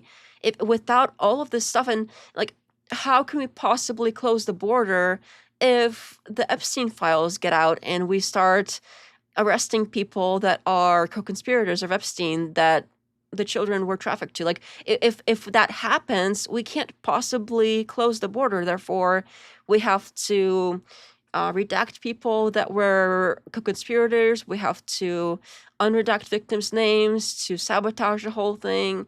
It's just impossible, you guys. He got in there and he's trying so hard, and he can't do it. He's just all of this stuff that he's sacrificing. He can't possibly close the border if all this other stuff isn't done also. So you just gotta compromise at some point. You gotta have World War III. You gotta have it. There's no other way to close the border, you guys. We gotta have this war with Iran. There's no other way. Epstein is basically a no man left behind scenario. The other agents would never let Epstein die and set a precedent for all of them. The agents stood their ground and had Epstein smuggled out. It's an interesting take. I don't know if I know there is some evidence for that I have seen, and the prostate thing that you mentioned is interesting as well. So I'm not necessarily saying that it's impossible, because it does seem like some things do point to that, but also kind of what I mentioned earlier, it seems like it would be kind of a unnecessary problem, and I don't know if these people are necessarily all that loyal to each other. So I don't know. I honestly don't know exactly where I am with that, but whatever it is that did happen, it wasn't that he offed himself in that cell. That is definitely not what happened. That I am sure of. Divided time, but you know It's not divided. He's got the House, the Senate, the SCOTUS. Yeah, but the House is not. But that is not a. If the Democrats were in charge and Nancy Pelosi do her little thing, everybody votes the same way. We have narrow margins in the House, so we have to get 1 or 2 Republicans that nobody's ever heard of from not voting against it just to become famous but in the election. the margin's so narrow, and yet Trump is still willing to expend energy on ousting people who have been diehard supporters, like Marjorie Taylor Greene, trying to get Thomas Massey out of power. Marjorie Taylor Greene voluntarily quit Congress. You know why? No, it doesn't matter why. They were. I mean, it doesn't matter why. I thought that the worst was probably over, because like the first section was rough. But they just keep coping. I mean, this whole, however long, 30 minutes has been pure cope. And I don't know what else they can possibly say in the rest of this conversation that's not also pure cope, because so far the pattern is one side has great points, the other side has cope. Get another example of when women shouldn't have that position. They were threatening her with another the same example. treatment that Thomas Massey. But Thomas Massey didn't quit. What are you talking about? Thomas Massey. It doesn't change the fact that the dynamic was the same. The ousting means like forcing someone out. She left. So it's about Bongino. Dan Bongino, I don't know him. I've never listened to him, so this is not from a fan perspective. He's a bum. Wait, you said Dan Bongino's a bum? We can have this conversation. Hold on. Now, you can criticize Dan Bongino.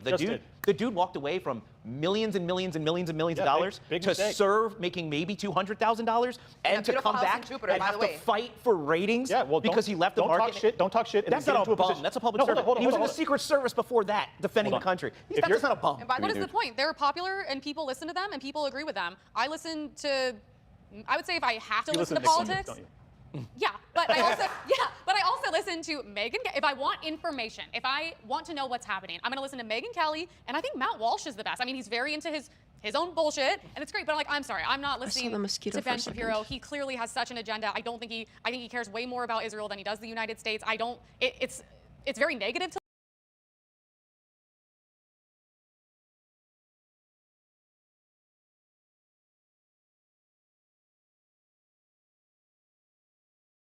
listen to. I feel like it's almost like anti-American sometimes. And I just think they're popular because people listen to them and they resonate with them. Maybe there's people like hate listening to them too, and that's a lot of their views. But I'm like, they're popular for a reason, and you can't deny that. In the next election, their voices are going to matter a lot too. David, there's one thing you just said that I do want to push back on a little bit, and it's only because I think that any. Is this at risk of you not being neutral? Well, I don't know. I don't know that. Oh, sorry. I think I was muted still. Sorry, I was just saying that I think I saw the mosquito, and I might have to. I was like trying to get it, but anyway, they all need to read the 10 Commandments of Logic. Oh, I just saw it again. I think the lights are like attracting it here. It's this just like one mosquito. Anyway. I don't know that it betrays any position in particular. I think it's just a point that applies in general, which is that when somebody makes a decision to go into either an elected office or something like high-profile appointment like director or deputy director of the FBI, they're going to go on for the rest of their lives to sell books, to have But he was already doing that. speaking tours. Nobody is sacrificing by taking a position like that. Dan Bongino sacrificed a ton. I think Because he was already I think ultimately that's going to be true, but I also think that you're correct. It's like, you know, look at how many people go from the administration into the media. Look at how many people go into the administration, into the lobbying agencies. But in Bongino's case, he definitely lost. I mean, he's still richer than probably all of us. Let's be clear, though. The reason Dan Bongino lost and the reason he lost market share is because he talked a hell of a lot of shit to get himself into that position of power. And then once he got that position of power, he didn't deliver, and now his reputation is fucking wrecked. Deliver to your expectations. But He delivered to what he was supposed to do. It ain't just me, sweetheart. Look at the numbers. Hang on, but on that same argument, Okay, though. but that's media. That doesn't compare to what he did internally in the FBI. And again, I'm not a fan of his. I don't care for him. That's based off of public perception. If he did a lot of great things at the FBI, don't you think people would be interested to tune in? I agree. People like Kosh, Dan, were talking about the Epstein files. They got there, and they said, I looked at the files, there's nothing there. So do you want him to start lying to his audience now? And be like, He is lying when he says lying that. to his audience by saying But that's that. because you guys believe that's him. fine. But they're the ones.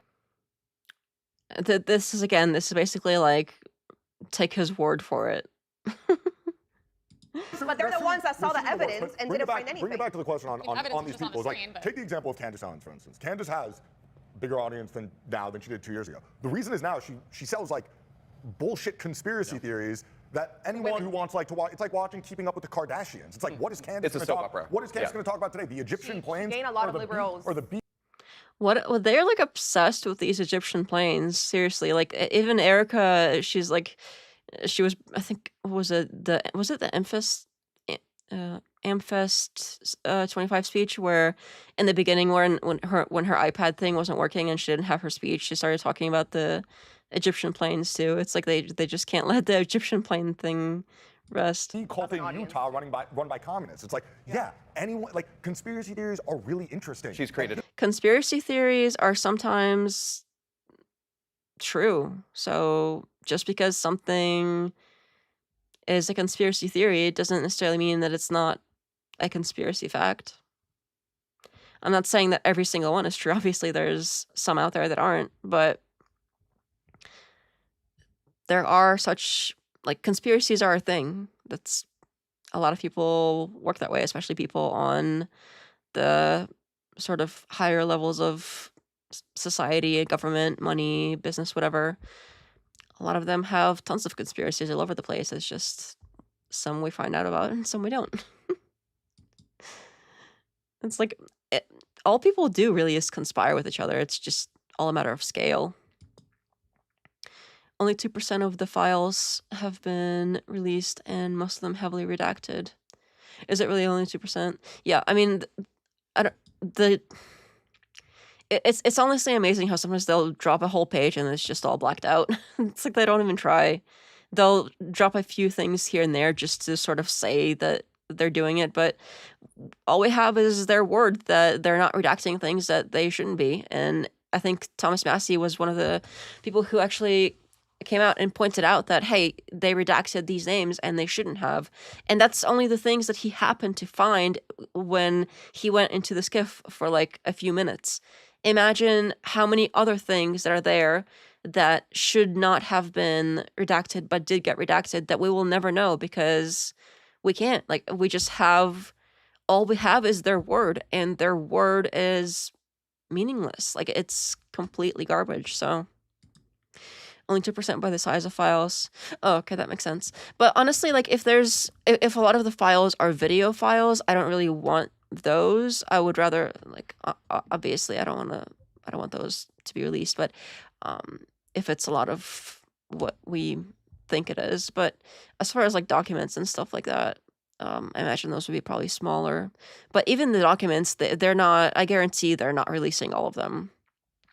Even if they eventually do technically release every single one, it's going to be so redacted that they like might as well not have released most of it. Like it's just empty documents with just blacked out stuff, not really information on there. So yeah, I think unfortunately what little we get is important, but we're not going to get everything that we were supposed to get. And that's unfortunate.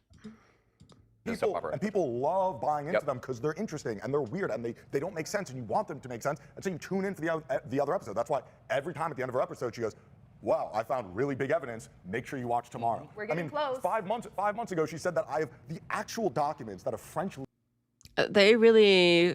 Everybody's lately obsessed with Candace. She must be getting close to something because like out of nowhere, he's basically like, well, how about Candace and those Egyptian planes? And just like on and on, like just keeps going on about Candace when they were talking about Bongino. So I don't know.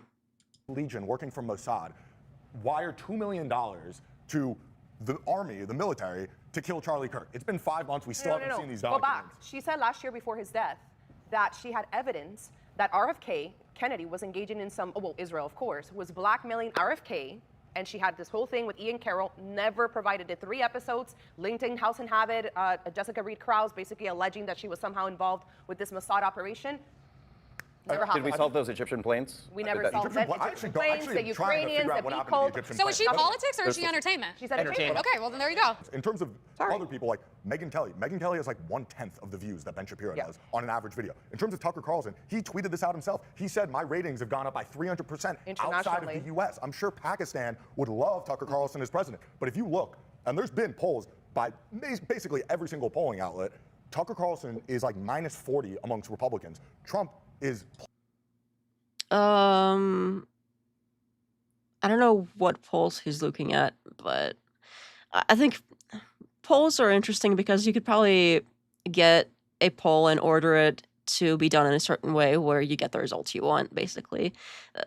There are polls out there that can be done right, but it's very easy to basically select for the outcome that you want in polling. +40 with Republicans. If you look at each issue line by line, you will see that Republicans overwhelmingly think that Trump is doing a good job. His voters think that he's doing a good job. Yeah, so as long as you don't count voters who are disappointed in him and will refuse to vote for Republicans in the future, if they just say, oh, well, those aren't his voters anymore, so they don't count, then sure, the people who voted for him that would vote for him again, even though that's impossible, sure, those people are by definition still agreeing with him and think he's doing a good job, probably because they just don't know better. But the people who did vote for him or did support him that no longer do, they're just not counted anymore. So sure, it's easy to get the math you want if you just don't count certain people a certain way. That's super easy. And so in terms of the divide, I agree. At the top of the podcaster class, I fully agree that there's a massive divide amongst podcasters. Right. In terms of the average voter, the average American who voted for Trump, there is not that same divide happening. And that's just not true. It makes sense. The incentive structure is different. 401ks are through the roof. They're higher than they've ever been before. If I'm a voter and Trump's president, I'm gonna be like, what is this, like the Bondi thing where she was like, but look at the economy, the stock market. The S&P 500 is doing so well. I like that. If you're a podcaster, though, the incentives isn't to be the 401ks. But look at the 401ks, you guys. Don't pay attention to all this trafficking going on. The 401ks. Who cares about Iran? Iran Shmiran. The 401ks, y'all. The 401ks. This is like, did they not learn anything with Bondi situation? Same thing.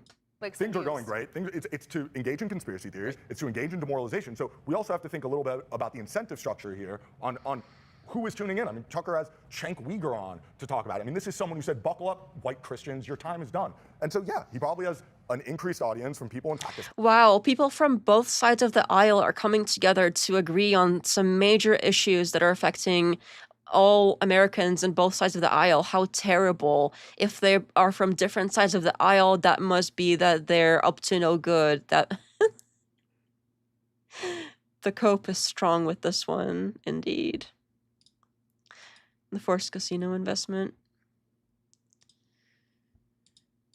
And communist. And have you noticed, by the way, this whole discussion has been very one-sided in that it's been a total audit of all of Trump's sins and all the... Oh, there he goes. Gavin, Crazy Socks Guy, hasn't said a thing. He doesn't look very confident in hearing the other dude's takes. Yeah, it's weird because it seems like he started out with kind of ended part one and started out this part two with this very confident, like, teenagers are apparently okay to, you know what, but then he got kind of quiet after he said the Mossad thing and realized his side disagreed with him. So I don't know if he's just like, if he was trying to do this thing where they're on the same team and they're backing each other up, and when they didn't back him up on that, he was kind of taken aback, and maybe he doesn't want to be the odd one out because now he's both against the other side of the room and against this side of the room. He really is the odd one out. So maybe that, I don't know if he's like lost his confidence or what, but whatever it is, it seems to have affected him because ever since he said that Mossad thing, he hasn't spoken much at all. I think you're right about that. But here he is now, so maybe that's going to change. Maybe he's over it. We'll see. the terrible things he's done, and you guys bring up his mistakes, and we sit here trying to defend them, but I don't... He started talking as soon as I said that. I noticed that. I know what you mean, though, because he really was quiet for a long time there. I don't think it's fair that we haven't had, 5 hours of talking about how awesome Trump has been. But the topic is the MAGA divide. I understand. And it just, the takeaway is going to sound like constantly defending Trump, but in true equal discussion would be his foibles and his accomplishments. I'm not criticizing you for doing this. I'm just saying that if you were just to land from outer space and hear this, you'd think this Trump is a screw-up. Well, like Obama created this pall of hate in America where we're all racist and the land was stolen from the Indians, and just what it did to the American psyche was just make you feel like shit walking down the street. More racial hatred, black on white violence increased because they wanted revenge for all this stuff. Project, I think you give Trump way too much credit for the cultural shift. Like, we won that war largely through those podcasters, which you guys now hate. Like, that's how, and Ben Shapiro even played his role. I'll give him credit for that. The woke mind virus was defeated by the free dialogue and debate. Elon buying X was huge. Yeah, that's huge. But there's something big here though that's worth talking about that kind of ties this all together. And because a lot of this is I'm mad at Trump because, or this is why I'm getting off the Trump train or whatever it is. But at the same time, all of the things that everybody wants from Trump, the Christmas gifts they didn't get to open, were things that Trump would accomplish if he could, and we're saying, well, why can't he? So the real solution to this is exactly what I said at the very beginning, and that's this November, because if he's not getting the votes that he needs to do the things that everybody wants him to do, that is the most action we can have. And what I would love to see from the entire movement is us demanding that the things we can touch, and that's our local politicians that we can actually replace much easier than you can the president, is holding them accountable for not voting for Trump. And so rather than we still got... Trump is out here starting World War III, and we're gonna be holding people accountable for not... Okay. Sure. And getting upset with Trump for endorsing Lindsey Graham, get upset with the voters in South Carolina for not approving the primary opponent of Lindsey Graham, because Trump has no choice but to work with the people that the people elect. So this all doesn't fall on Trump. It seems like he did just fine ousting Massey because they put in all that cash, and basically whatever happened with that election happened, and Massey was probably one of the most popular Congress members as far as I'm aware, and they got rid of him perfectly fine. So now to blame other people because Trump doesn't get what he wants, like he's just like this big baby whining like, oh, I wanted the thing, and you don't get to have it, and it's because you didn't vote for the thing. Like, yes, blame voters. Wonderful. That's makes perfect sense. That is insane. I think his position is, I vote for the guy, now I'm going to own it and die on this hill. He knows Trump's screwing up, but Gavin has locked in his vote and don't want to betray Trump. It does seem that way, like a lot of these people might be like the sunken cost fallacy. Like they have already sat there and sunken all of this effort and time and their reputation defending this guy, that now to turn around and be like, well, I couldn't have been wrong that whole time, then they would have to admit they were wrong, and that all of this time and effort and everything that they sunk into as a cost of supporting him, then they would have to throw that all away, and they're just trying to like tough it out. That I could see that being the case for sure. Hold on, he Yeah, endorses. but why he doesn't, that, endorses why doesn't these- that standard hold up with Thomas Massey? Exactly. Because Thomas I think it does Massey hold Thank you. They brought it up. I'm glad they brought that up. up with Thomas Massey. No, he's campaigning against Thomas Massey. Well, he should. He's in This is basically this is like no matter what, they have some sort of cope to explain something away. But again, every single time they're basically making excuses for why this is a special case, or that's a special case, or this isn't really what it looks like. It's not what it looks like.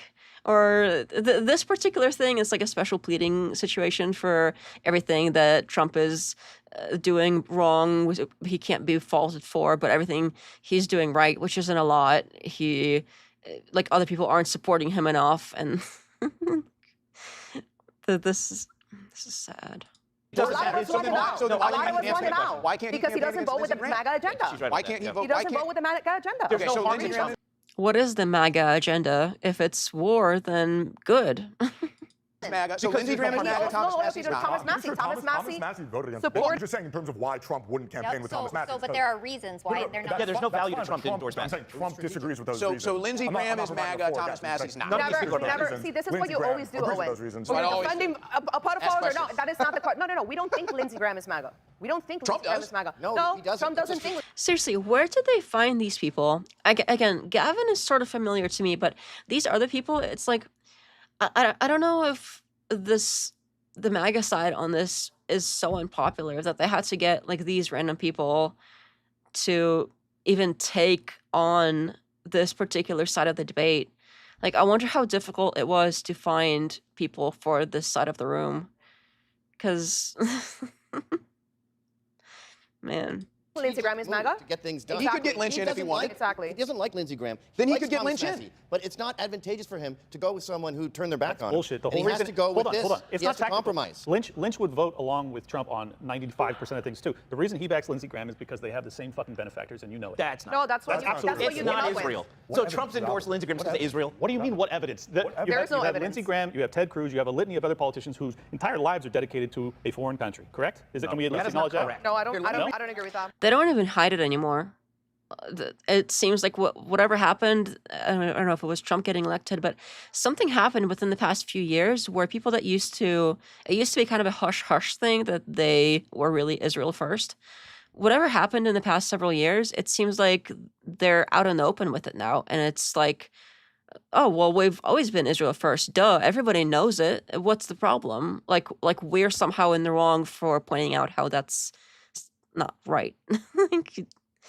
The American politician should care about America first. But yeah, I mean, they don't even hide it anymore, and that's kind of the scary part. If they're so brazen as to, like, they know people don't like it, people disagree, and they don't even try to hide it. I think that is a dangerous and scary moment for the country and for everybody when people stop hiding the things that they know are bad and that they know are unpopular. It makes me kind of wonder what do they know that makes them so unafraid. You said the Christmas gifts that we can't have or we can't open. Yes. Or whatever. Well, that's The Red Ryder BB guns. That's the problem. We can't get the Christmas gifts that would benefit America. Yet we can go to war whenever we need to. Don't need congressional votes. No funding obstacles at all. You need war. Doesn't matter. South, East, West, Russia, Right. Ukraine. You name it. We got war. Venezuela, Iran, Iraq. No, We I did that. disagree. That's I like that. I love that. Venezuela was a war. wait, Venezuela was a war. Can I respond? What you're saying is just you take like grains of truth and then you just start with that This and then is you what he just does. slap on. I don't. Yeah, I do. I tell the truth. This So is when what he does. I This tell is the what he truth and I does. ask. Oh no, the grains of truth. I mean, what do you want? I mean, it was a nice, I don't know. I thought it was a pretty clear expression of, hey, we got war all over the place. What do you want? Like a description of each individual conflict? We all know that the war is happening. Like, what is it that's not true about it? I mean, grains of truth. Like, Lies. I'm glad. so much cope. He lies. I tell the truth and I ask questions. They figured me I think out. it's a fair question, lies. and I want to answer it because it's a fair question. The things you've seen with using the war powers to engage in a military conflict. Ronnie, hello, welcome. Naz. Are in war.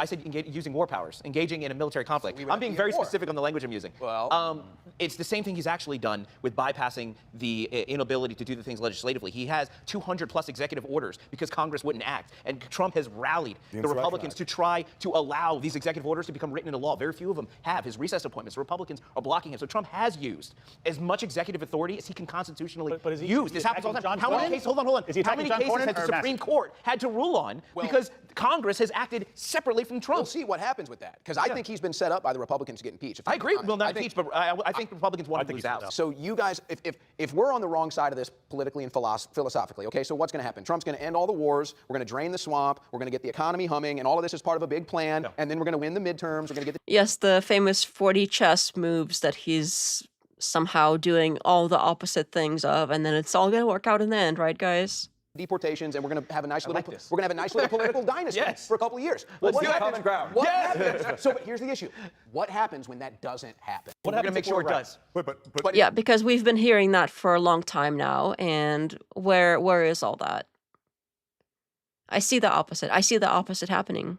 It's not, Wait, and that's the problem. I'll give you an example, and Brandon, I think you'll like One's this, right. is that you'll take one grain of truth. For instance, if we lose the midterm He's back on his grains of truth thing. in 2026, you will He take, finally thought long enough as to what it is which direction he wants to take this that is remotely coherent. And now that he's got something, he's like, okay, back to what I was saying with the grains of truth thing. I gotta flush this out so I don't look stupid. Trust bros coming soon. hey, this is proof that Trump has lost a coalition, that people aren't turning out to vote. Yeah, You know, it et cetera. absolutely is. Okay, if you look historically, when you have a Republican president or a Democrat president, the other party typically wins Congress. And we all know why, And the because Repu- politicians are liars, and Trump is another lying politician. Dominated the conversation. You don't let anyone else get a word in. Are you scared of someone else talking? Is this guy for real? This dude is the one saying that? He's been Mr. Interrupter every time. He's one to talk. This is crazy. Because you're proving my point. And you is talk what you're doing. slow, so. You're proving my point. Are you going to let someone else speak? If you want to continue, continue. Go ahead. Keep going. Okay, so if someone loses the midterms, this is proof of something bigger. But if you look historically back, it is most likely, historically speaking, that the Republicans will lose this midterms. We've held the House for two consecutive congressional terms, and now we have a Republican as the president. So I'm saying you don't need to view everything as black and white. There's nuance to But you all don't of it. understand. You just proved my point. They never deliver. And that's why they lose, because they never deliver. And Trump was supposed to be different, and he hasn't been. How is it? That startled me again. I don't know. Every time this whole coming up thing comes up, that sound startles me because I'm so focused in the conversation, and then suddenly, it's kind of loud. I wish they didn't have that. Sure is cooking the 4K dude. Oh yeah, for everybody that missed it yesterday, apparently, the chat decided that guy talks in 4K. Projecting, says Ronnie. Yeah, I mean that whole side of the room has been so cringe this whole time. But I guess now that there's a little break here, let me kind of move forward here. But oops, let me fix that. But remember to there's a donation link in the description and in the pinned chat thing if anybody is able to. It is appreciated. It does support the show, since I don't really make money from ads much. It's only like $1 per video basically right now because it's such a small channel. So it does really support the show. And there's also the channel memberships could also help as well. So if anybody has a few bucks, it does help. Let me skip through this. I gotta learn to start mentioning it because otherwise I don't think it's gonna happen. It's not just gonna happen if I don't mention it. I don't think so. I do have to bring it up once in a while. All right.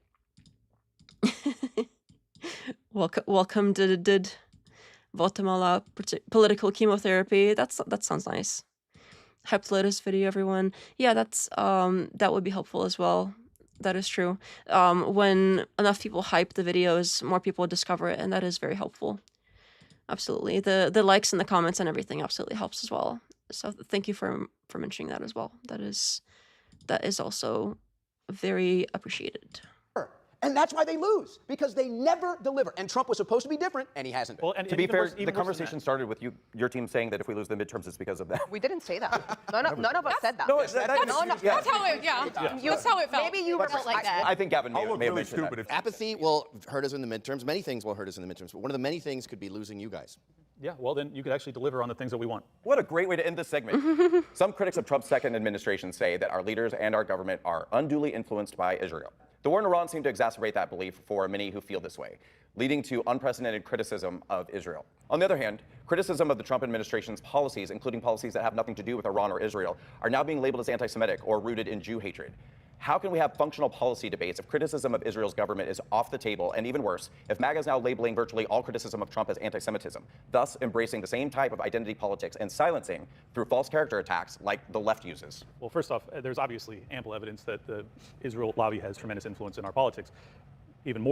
Moreover, Trump, who got $250 million from the Ailsons, who have said that their primary loyalty appears to be to Israel. Don't forget what Trump said on the radio show a decade ago. What was that? That Israel owns Congress. Oh, right, and he's now lamenting the fact that they don't anymore, or it's not as obvious as I guess it once used to be. So that obviously really frustrates me.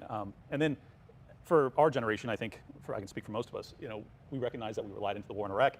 We recognize that the global war on terror was based off of lies, and I think most of us that are being honest about our analysis of the war in Iran have come to the same conclusion, that this is once again a war that's being fought on behalf of Israel. So we're now racking up more casualties, $25–50 billion so far. We're also paying an extraordinary expense at the gas pump, that being the primary input cost for economic goods across the board. It doesn't come without a cost, and it seems quite evident to people in my camp, I'll just speak for myself, that we are bearing that burden because of Trump's donors, because Trump he owes an allegiance to... Clint, you just talked about 20 Word. It seemed like he was almost done. You just can't let him finish, can you? years of history going back to 9/11. Yes. And Trump has only been I think he was just like literally finishing a word and he just couldn't let it go. president for 6 of those 20 years. Right, this is a pervasive issue. But the thing is, Trump can't be the reason for all of these things, but yet you're giving him all the blame. There's been Republican and Democrat He's presidents. responsible for the war in Iran. He's not responsible for the war in Iraq. Hold on. The war in Iran, first of all, which isn't a war, it's a military engagement. I'm sure the same people would probably say that, oh, the war in Ukraine, and that's a real war, even though the Russians call it a special military operation. Well, that's a real war, so it doesn't matter what the Russians call it. I almost guarantee at least some of those people on the right-hand side would say something like that. But yet, when Trump does it, it's different, right? Come on. It's not a war. Congress hasn't declared a war, first of all. And second of all, how is it not a war? Because it's not a war. Because it's not officially a war. It depends on what day of the week it is and whether Trump calls it a war. Well, no, but here's the bigger issue. Okay, but here's the bigger issue. The bigger issue here is, and Gavin said this, and I'm going to let him make the point because I hope I know where you're going with this because it's a brilliant point, is what's going on in Iran has way more to do with being America first and making America stronger, making America... This is... Wow, the mental gymnastics pretzel you have to twist yourself into to even say stuff like this is impressive. It's impressive. I don't know how he practiced such mental gymnastics, but here we are. He's performing, and the pretzel is twisting. America great again, and it's a geopolitical realignment of where China gets its energy from, This where is such Cuba gets it. nonsense. No, it's not because we're going to carry on the banner and the legacy of the neocons, and that's America Hang on, first. you want to take 20 really don't years respect that. of geopolitical military engagement, blame it all on Trump, and then tie it to Jews and Iran. That's not what I did. That's not what he literally said that Iraq wasn't Trump. He literally said that. Strawmanning this doesn't help. Ronnie says 160 children killed in school is military engagement. Gross. Yeah, that's a great point. Those schoolgirls, especially, like, there's no excuse. It's just oversimplifying way complicated issues. I think you just don't understand the point that I made. I don't know if everybody was here when we reviewed the debate that Owen Schur had with Andrew Wilson on the topic, and when Owen brought up the schoolgirls that were killed, he was like, the opposition, Wilson, was basically said something along the lines of, well, now they're not alive to get raped, because the age of consent is they like the child marriage situation. Yeah, that's that was the answer. I I wish I was kidding. It's really not a laughing matter, but it's so ridiculous. I don't even know what else to do with that. Like, impressive indeed. Yeah, the pretzel is very twisty. Neocons, the majority were Jays, and they pushed the war on the Middle East in the Bush era. Oh, really? I didn't know that the majority were, but that's interesting. I actually did not know that association. I did know that like it was a neocon thing in the Bush era, but I didn't know that they were also of the same affiliation. I understand completely. He's making the point that Israel controls Trump and therefore. Yeah, but how can Israel control Trump if you're talking about 20 years of history? And you can even go back. Let's go back to the 1940s. If Israel's controlled everything, let's go all the way back to from World War II, the neoconservative all the way to now. And the Zionist movement is obviously precedes Donald Trump. Is it possible, though, that Israel is very interested in what happens to a country that hates it? So of course they're going to lobby America to do things that they think is good. That doesn't mean I have. Yeah. So what? Actually, I don't think they even should be able to lobby our government. Like a foreign country shouldn't be able to affect our politicians just because they have more money than us or whatever. That's just not how politics should work. but like, so what? Like, sucks to be them. Maybe they should deal with their problems and try to get along with people instead of trying to kill them and steal their stuff. Like, how about they just try to get along? Like, how about they do that? Have they tried that? Because it didn't seem like they tried that very well.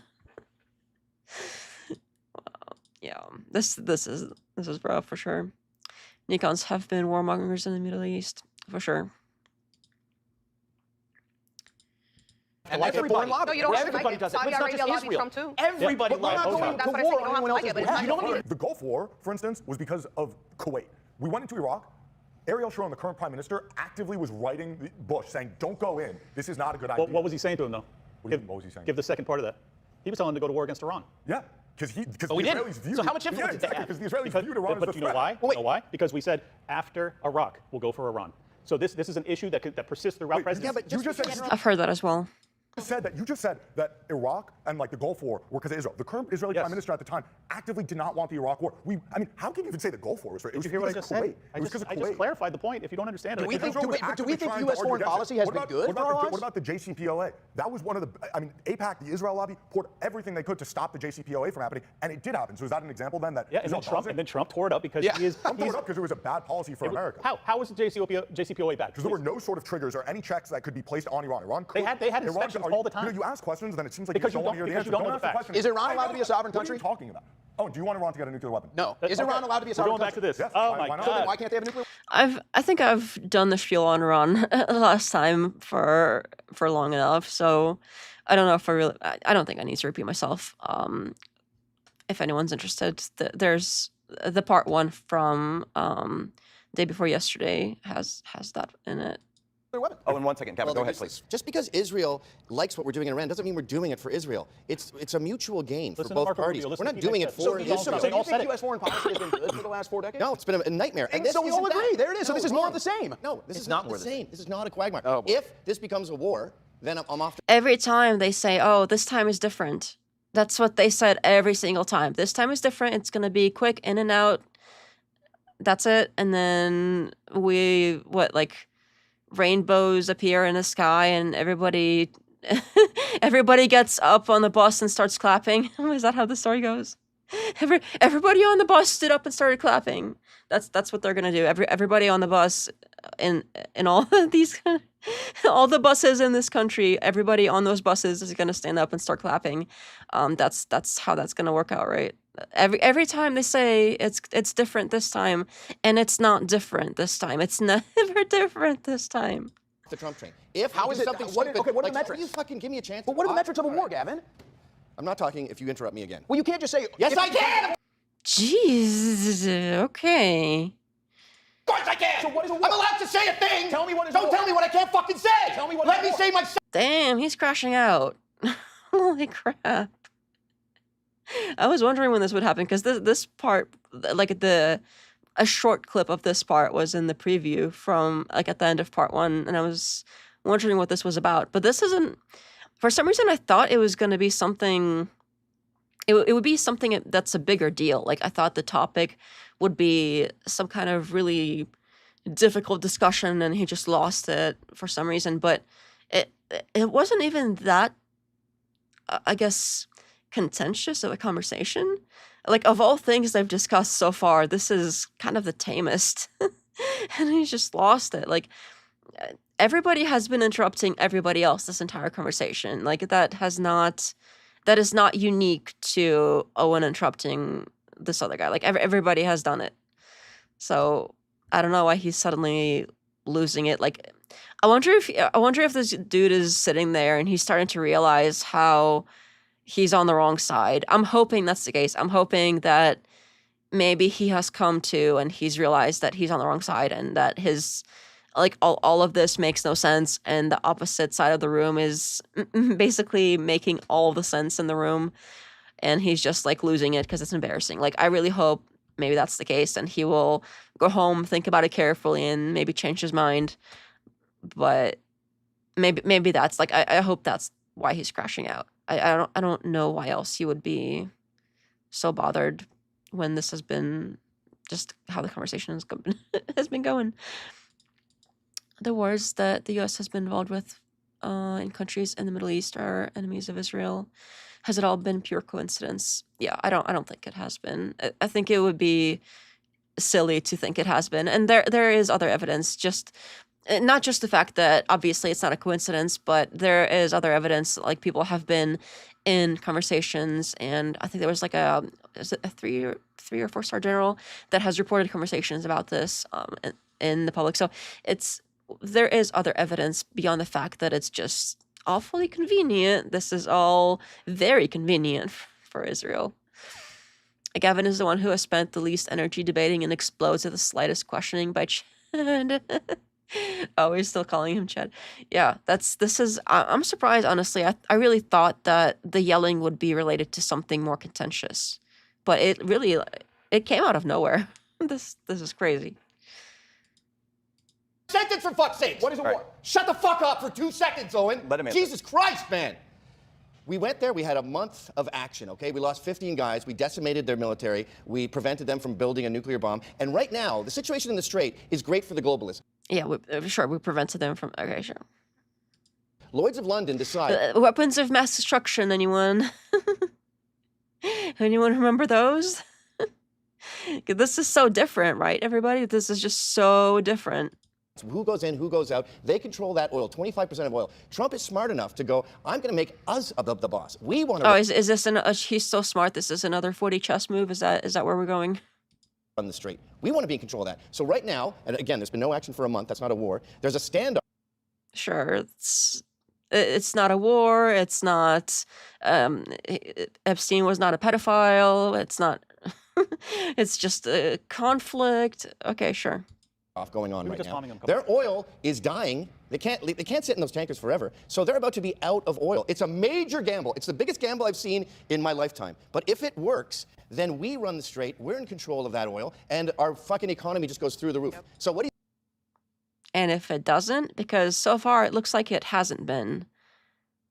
You think they're just gonna, just give it to us?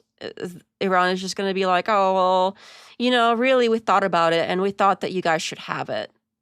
And then they're just quietly gonna go into the night, and maybe, you know what, maybe Iran is gonna be like, well, you know what, we really love our country, we really like what we did with it, but, we thought about it, and maybe you guys should have it. Maybe, actually, you know what? I think Israel should just have it. We decided that we're just gonna go live in the forest. We're gonna move out of our homes. We decided we just don't need that anymore, and you guys can just have it. We really considered it, and you made some great points. Really, Israel needs our houses and our buildings. Other buildings and our mosques and our libraries and our hospitals and all of our infrastructure, especially our bridges, all of this stuff that we built. Come to think of it, we don't really need all that. We're just gonna, we're just gonna F off, and we're just gonna go quietly into the night, and Israel can move in, Americans can move in, you guys can control the Strait. You guys can just have the whole country. How about that? Just Just take it, okay? Is that what's because I don't see any other way that what they're describing could possibly come to be if what I just described does not happen. This is wow. I really thought it couldn't get worse after the Epstein stuff, but it just gets dumber and dumber and dumber. Really, the Epstein stuff was honestly like the worst. Like it doesn't get worse than that, but it continuously gets dumber. Like there's no, it's not like and then it's just stupid all the way down. Like I try to be nice, but after like I can't respect these people if what they after the stuff that they have said about the Epstein situation. I have no respect for them. I'm sorry. I usually try to be nice, but I can't. Like if you come out there and say the kind of stuff that they've said about the Epstein situation and the victims, I have no respect. Fuck these people. Seriously. Like they're stupid. They're stupid and they have terrible opinions and they're probably very dangerous even if they don't mean what they say, what they're saying is a dangerous way to think in general. And it's just, this is awful. I wonder how many of them really believe what they're saying, because like you gotta be, I just can't imagine people with like any amount of reason left sitting there and making all these arguments and honestly making them. And like, you either gotta be stupid or you gotta be paid enough money to sit there and take it. Like I can't think of a third option. I just can't. Not we, the oligarchs. The Trump nipple abuse just came out. Gross. Gets so much worse. I haven't heard about that. I'm gonna have to look into that, but I don't know if I want to, honestly. All right. What he's done is he's made a huge gamble, and you guys are already calling it a war and leaving after 15 American Trump called it a casualties. war. Well, it's not. He's wrong. But what if it doesn't work then? What happens? It could be the biggest success, the biggest brilliant chess move in the history of America. Every president thinks they can win this bet, and not one of them has. Can I say this? And I want to play off of your We're already dancing on the grave of this failed attempt way before it's failed. No, I just don't want to repeat history. We're not. This This is what's different about this. Yeah, but we're already It's a in the brilliant situation. move. You don't know that. You just said if.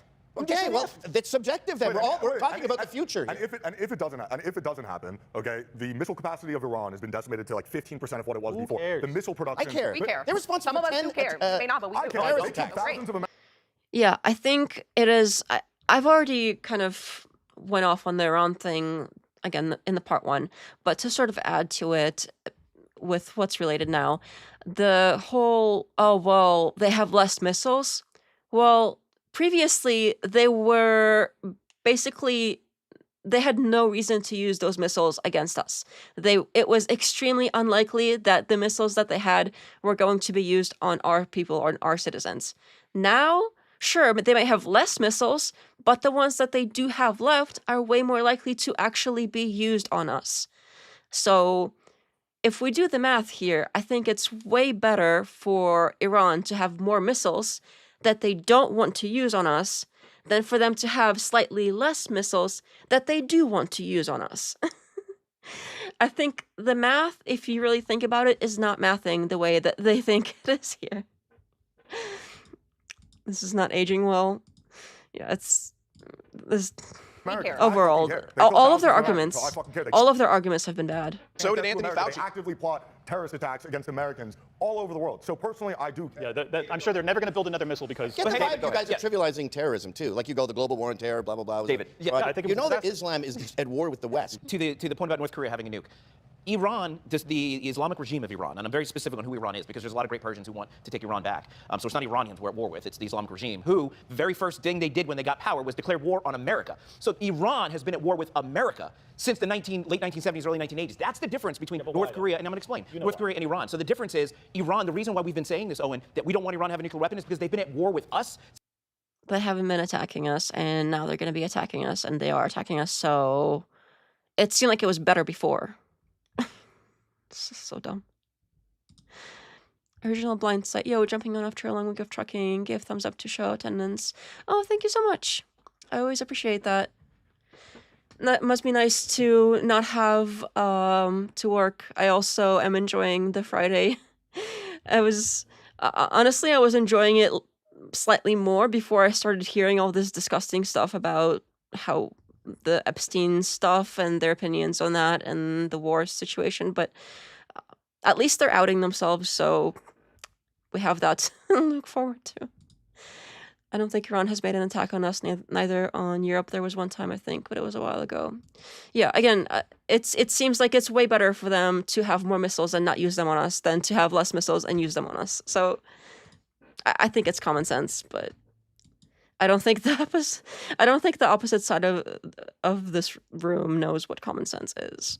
Since the Islamic regime took power. Now, we talk about Sharia and the spread of Sharia. Okay, now we're back to this like, oh, Muslims bad situation. Okay, that's what we're gonna go with now. Nothing else worked, so now we're just gonna be like, oh, let's start a religious war of all things. That's always ended well for us.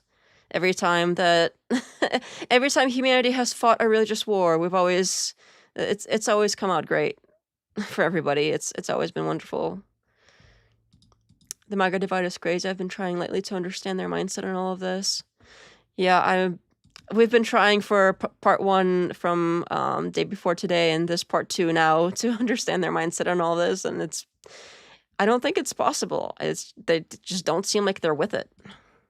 We're going to start in 73 and not 50? Will you let him talk? So the issue is when you have a country that has declared war on you, that's actively trying to get nuclear weapons, that is funding proxy terrorist forces against the United States all over the world, and then getting in bed with countries that are way more powerful that do have nukes, it's a geopolitical shitstorm that we've been dealing with. Every war that you hate, that I hate, that we hate, Iran and China and Russia have been tinkering with. We have been fighting proxy wars with every one of our enemies for decades. What Trump is doing now, and the reason why Gavin says it's a gamble, is because we have the ability... Wait a minute. If his point is that Iran and China and Russia are all buddies, then how is taking nukes away from Iran better? Because wouldn't Russia just use their nukes or China use their nukes? Like, how is that better?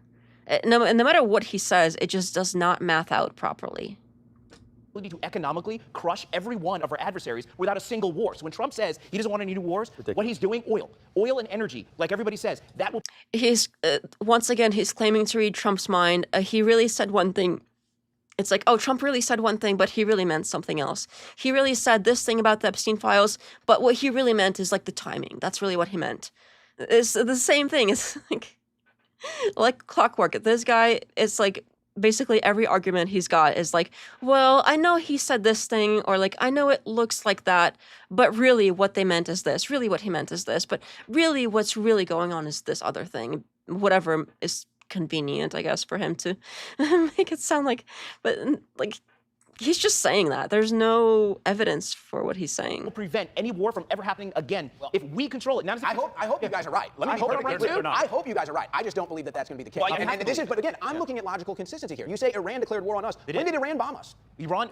Thank you. I'm glad that they're bringing it up. They killed thousands of Americans. When did Iran bomb us? They bombed the military. So we're bombing Iran. So Iran. This is just logic. This isn't policy. This is just logic. I'm answering your question. Hold on a second. This is just logic. This is not policy. This is logic. Yeah. So when we bomb Iran, it's not a war. When they don't bomb us, it is a war. Yes. Owen, is the definition? I'm confused. The definition of a war is whether you can bomb someone else. Is that the position you're taking? No, would you say that's an act of war, bombing somebody? No, because Iran declared war.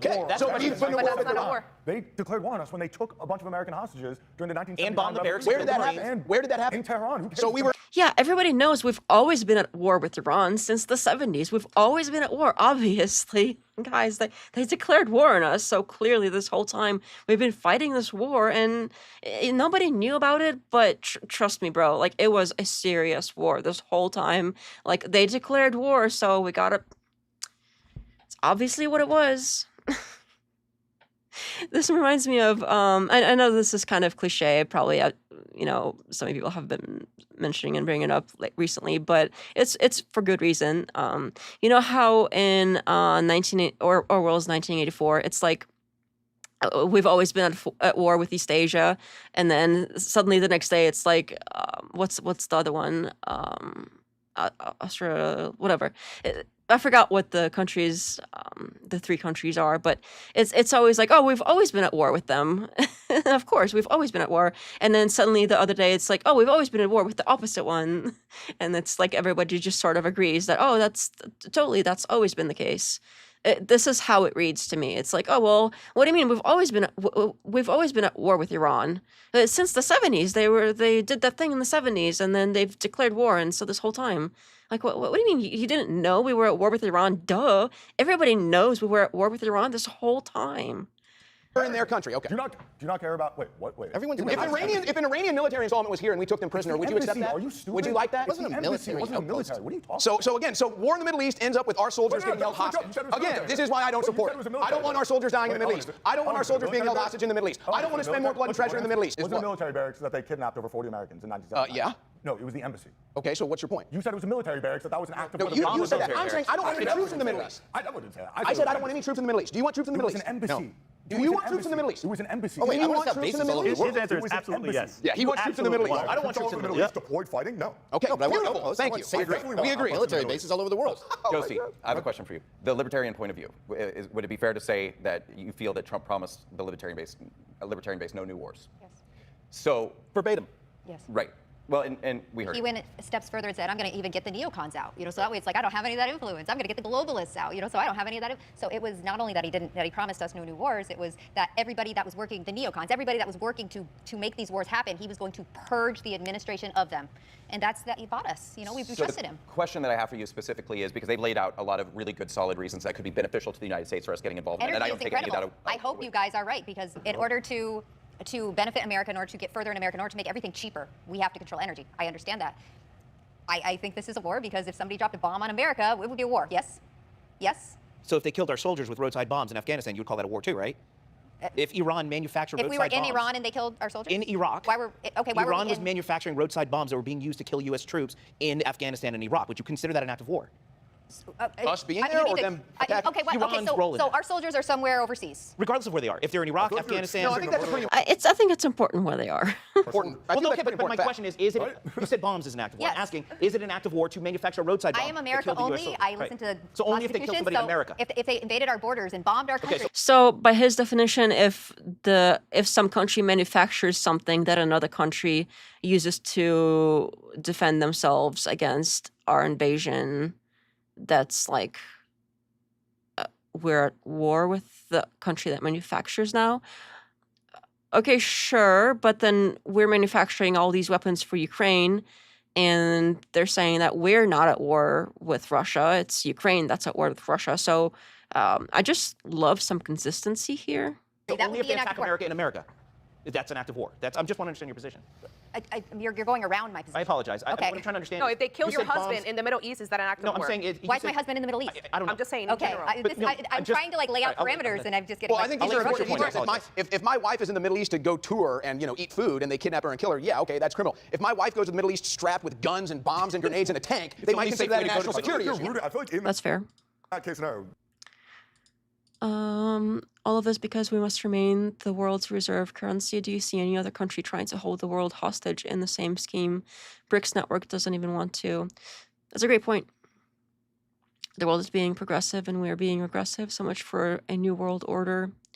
Yeah, I mean, it seems like we have people that are so power hungry that they can't possibly, I don't know, try to just have treaties and agreements and do business with other countries. We must control. And if we don't have the control, then apparently we kill them, which is psychotic. Regardless, it was wrong to invade. By the way, all of this is globalism. Just so shut up for 1 second. No, Holy I don't. Shit, dude. Let somebody... I love how the side on the right keeps telling the side on the left of the room to like, oh, stop interrupting, shut up, and all of this stuff. But they are interrupting just as much, if not more, than the side that's the America First. So it's really odd how they're really the only ones mentioning it, but they're the ones doing it the most, if not at least the same, if not the more. We need military outposts all over the world. Here we go. Another Israeli. Here comes Goyven missile wanting the military against me. We do have military bases in Latin America. Yeah, we do. That's and good. It's bankrupting us. Josie, who are the war hawks that Trump was supposed to get out? And Lindsey Graham's voted in. These are people within the DOJ, within the administration, the swamp that we've all been talking about. Do you want me to name their names? I don't know. They're the swamp. Do you believe that there is no swamp because I can't name the people in the DOJ who've been there for 30 years? You just said that Trump made a promise to libertarians to drain the swamp. Warhawks specifically, and I'm asking you who they are. They're in the what other DOJ for names? 30 years. We've Well, addressed all this. You can't guys name have talked them. about So this. do they exist? Do they exist? They don't I'm sure exist. they exist. I'm asking her. I need She's you to name them. screaming at me. This is I'm the- asking this her. is the logical policy. Who specifically she wants out? Is that a fair question? Well, once they start getting fired, then once they start getting fired, I guess I'll know their name. Exactly. This is such a mess.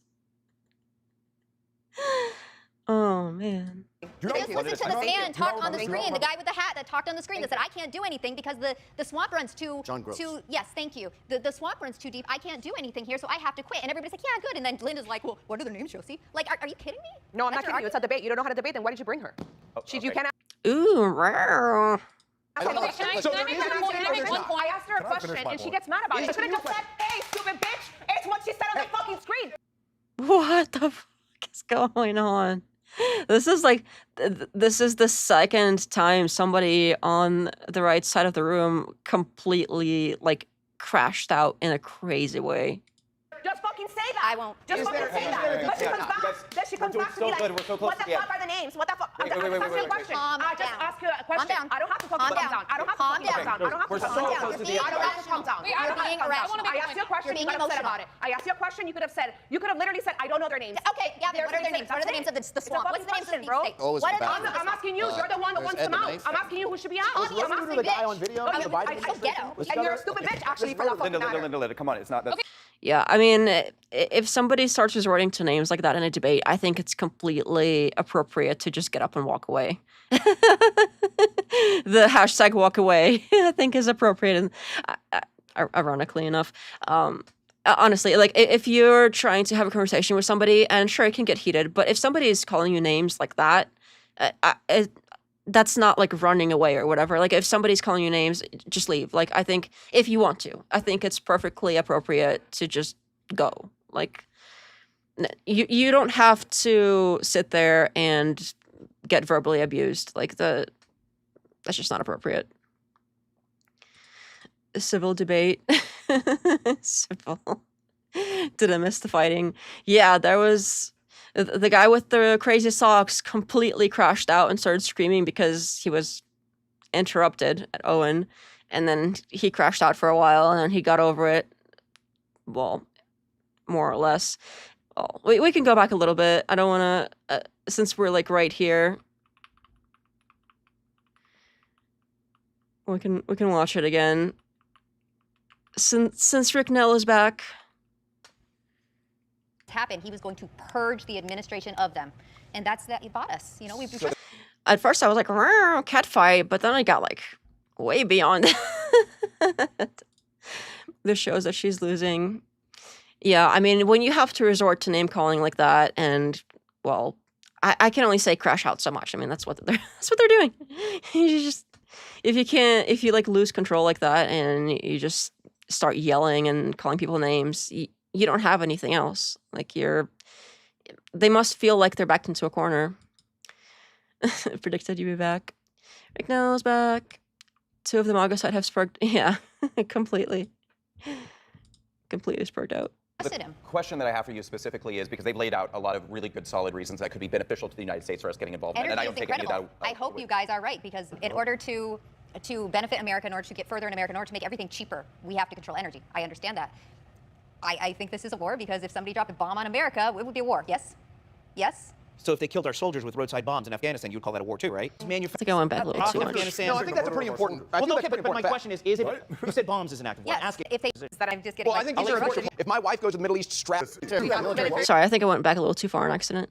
Do you want me to like name their names? I don't know. Okay, there we go. You believe that there is no swamp because I can't name the people in the DOJ who've been there for 30 years? You just said that Trump made a promise to libertarians to drain clean the up swamp. Warhawks specifically, and I'm asking you who they are. They're in the what other DOJ for names? 30 years. We've Well, addressed all this. You guys have talked about So do they this. exist? Do they exist? They don't I'm sure exist. they exist. I'm asking her. I need She's to name them. screaming at me. This I'm asking her. This is the logical policy. Who specifically she wants out? Is that a fair question? Once they start getting fired, I guess I'll know their name. They're just everybody's talking over each other. Exactly. Just listen to the man talk on the screen, the guy with the hat that talked on the screen that said, I can't do anything because the swamp runs too, yes, thank you. The swamp runs too deep. I can't do anything here, so I have to quit. And everybody's like, yeah, good. And then Linda's like, well, what are their names, Josie? Like, are you kidding me? No, I'm not kidding you. It's a debate. You don't know how to debate, then why did you bring her? And this was like, She does. I don't know. For some reason, this chick over here, she's sort of attacked everybody a little bit, but she really seems to have it out for Josie. I don't know why. If they have some sort of beef that happened before this filming, I don't know what it is that's going on. But this isn't the first time that she has specifically gone after Josie specifically. And I think she's sort of gone after the other woman too. I don't know if she does specifically seem to go after the women more so than the men. I don't know if it's like a jealousy thing or what, but she does seem to attack them way more, especially Josie. None of them know the rules of debate. Yeah, I mean, this is kind of a loosely worded, like a debate, as in like contentious conversation more so than a debate. Could be jealousy, yeah. It does seem like something is up beyond just what they're talking about. You can ask her a question. Can I make one point? I asked her a question and she gets mad about it. She could have just said, hey, stupid bitch, it's what she said on the fucking screen. Just fucking say that. I won't. Just fucking say that. But she comes back to me like, what the fuck are the names? What the fuck? I'm just asking a question. I just ask you a question. I don't have to fucking calm down. I don't have to calm down. I don't have to calm down. I don't have to calm down. You're being irrational. I asked you a question, you got upset about it. I asked you a question, you could have literally said, I don't know their names. Okay, Gavin, what are their names? What are the names of the swamp? What's the names of the deep state? I'm asking you. You're the one that wants them out. I'm asking you who should be out. I'm asking the guy on video. and you're a stupid bitch, actually, for that fucking matter. Linda, come on, it's not that. Okay, can I make like a common sense point from like a normal fucking person that's not just like so aggressive? Damn. That's crazy. This chick is insane. Like, this whole time she has been acting like diva the whole time. And I don't know, something snapped in her and she completely went psycho. And of all the people, like, if somebody told me that somebody's gonna crash out in this debate, of all the people, I think I would have expected that to be her. I didn't so much expect it to be Gavin, but Gavin crashed out first. Like, he just started screaming. But he at least wasn't, like, he said some rude things, but it wasn't quite like that. Like, it wasn't those specific name-calling things. Dang. Josie is a weak debater and the low IQ freak senses it. Yeah, I mean, I don't think this is really supposed to be a debate. It just seems like they're here to discuss and they're disagreeing. So I don't know exactly what it is, but it does.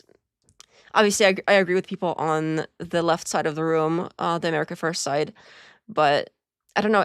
It seems like to me, the side on the right, it seems like one by one, they're either starting to realize that it's not looking great for them, that every single point they've made has not been landing, and they're just like out of options, so they just start freaking out and yelling.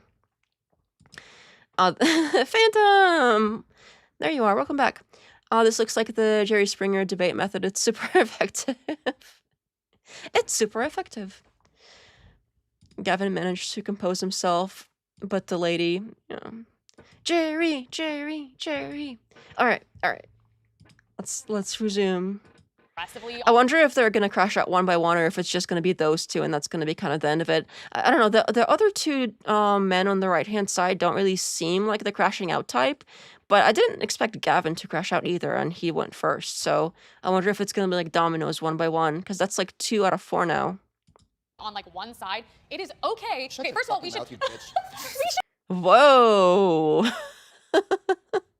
Okay, this is getting weird, because now that, okay, Gavin crashed out first, but he was more like yelling. It wasn't so much of such like extreme name calling. And then the chick crashed out, and then she started the name calling. And then, I don't know, I guess since she did it first, maybe he feels like he's got permission now to continue the sort of verbal abuse in this case. This is like, tell me you don't have any good points to make without telling me you don't have any good points to make. That's what I'm seeing here. It's like, when you have nothing left, what do? Call people names, of course, right? We should all agree that we pray these things work out in our favor. Yeah. We should all literally pray at night for that. It is okay to criticize it and be skeptical of it, and it is okay to be like, this is great, it's gonna work. Where it's a little retarded, in my opinion, is when I talk to influencers who aren't the smartest in general, and they're like, no, this is great and it's gonna work and it's fantastic and he's doing this. Okay, you don't know that. The way I don't know if it's not gonna work out, you don't know if it's gonna work out. But So it's okay to discuss these Here's the things. difference. We all remember indictments are coming. TikTok, indictments are coming. They did that for. It's a great point too. Def not I need to be first. What? Hello, Clayton. Verbal combat indeed. For 2 years. They did that for 2 years with the first Trump administration. No indictments, nobody got arrested. They stole the election. That's why I'm on this Nobody's side. been I arrested. don't believe they delivered, but this thing of like influencers and people in politics and podcasters acting like they know the outcome of this, none of us do. I think the issue though is when we frame the Iran war. Number one, I mean, it's not a quagmire. I mean, a quagmire is when it happened for at least 2 years. We're 6 weeks in, and there was only 4 weeks of actual bombing military operations happening. Number two, during Operation Midnight Hammer, I remember there were many people online that were saying BRICS would join the war on day 2 and start bombing America, that thousands of Americans would die, that the global economy would crash and there would be mass famine. So let's kind of level reset that. Just like a lot of people are saying this is going to go well, there's also a lot of people that are just saying the most absurd thing. But hold on a second. Gas prices did go up. 1 second. No, but gas prices did go up, and they're buying oil in the yuan now. So these things did happen. Okay, Owen, okay. Yeah, but they haven't completely converted to yuan. At the same But I'm saying these are things that we warned about BRICS involvement, and now they are happening. The UAE also left OPEC, which is one of the single most consequential decisions of an OPEC member to make. Specifically, the UAE leaving OPEC is beyond beneficial to America. I'll get back to my point now, unless you have something else to say. We'll see if that works out. Awesome, great. So anyway, then there's this other dimension that this operation does not benefit America at all. The Islamic Republic, since 1979, has declared war on both America and the West. In their parliament, they chant death to America. They want to establish an Islamic caliphate. I'm not making this up. It's also gay. They can't fucking touch us, dude. You know they can't. Yes, they can't. They've done 10 terror attacks in the UK. 10. Do I live in the UK? No, but they're part of the Western world. They're part of Israel. They can't touch us. It's a terror Bring threat. our fucking troops home. When we talk about what's going to happen, I think we should leave the Middle East, but I don't want to leave the Middle East if that means that the Middle East is still unstable. And without the So never. That's never. When is it going to be stable enough? Like, there's always going to be something going on somewhere where you can use that to justify, oh, well, I want it to be stable. We just need to do this one other thing. Everybody sees right through this, right? Able to shoot thousands of ballistic missiles and drones at our Gulf allies, at places like Turkey and Lebanon, which they fired at, both countries. That is good for America, that we can withdraw, say, Israel, Saudis, Qataris, Emiratis. We spent a lot of our blood and treasure here. It's on you now. Okay, there's no more threat. Let me make sure. Hold on. There's no more threat of Iran. Let me make sure I understand. We figured this out. We are now going to focus. Yeah, it's all we need to do is take out Iran. Easy peasy, right? Does these people even know what they're talking about? On the Indo-Pacific and the Arctic. There's the pivot. One more point. So you're not actually interested in bringing our troops back. You just want to reorient them towards China. Is that correct? No, I don't think we should have. What are you talking about? That's what you just said. No, I think we should have a focus on the Indo-Pacific and the Arctic. Yes, or is it? No. You get offended when I literally I'm following your logic. Well, again, there's nuance to this. No, I don't think we should. I'm saying those troops that are in the Middle East, we should bring home. At the same time, I don't want China to invade Taiwan. Do you want China to invade Taiwan? Well, how are you going to prevent China from invading Taiwan? Could you just answer the fucking question? Do you want to move our troops towards China? Is that what you're actually advocating? Hey, by the way, the Chinese opposition leader, or the Taiwanese opposition leader is now pro-China and is about to get elected. That is not true. The polls do not. What is the ultimate goal of the end of the Iran war? How do you all see it happening? We control the Strait. Our dollar is enhanced. Lloyd's of London doesn't control the Strait anymore. Iran is starved to death. They have no economy. They're completely fucked. The Persians take.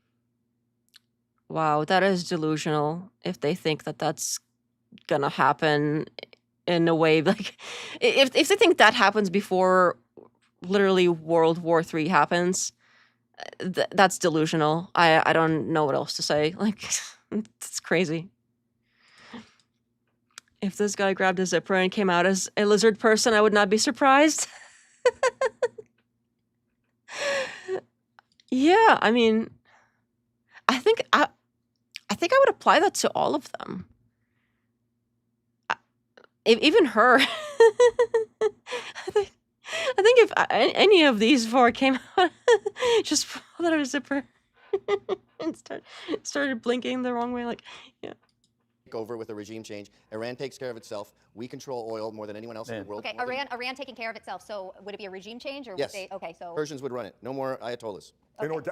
So how does that happen? We just keep bombing them until they decide we give up. It's a gamble. I know that the way that Iran is structured, it was structured to maintain if somebody took out the Khaleesi or whatever the fuck it was. Ayatollah? Yes, thank you. Yes, Khamenei. So it was. Did you say Khaleesi? Khaleesi.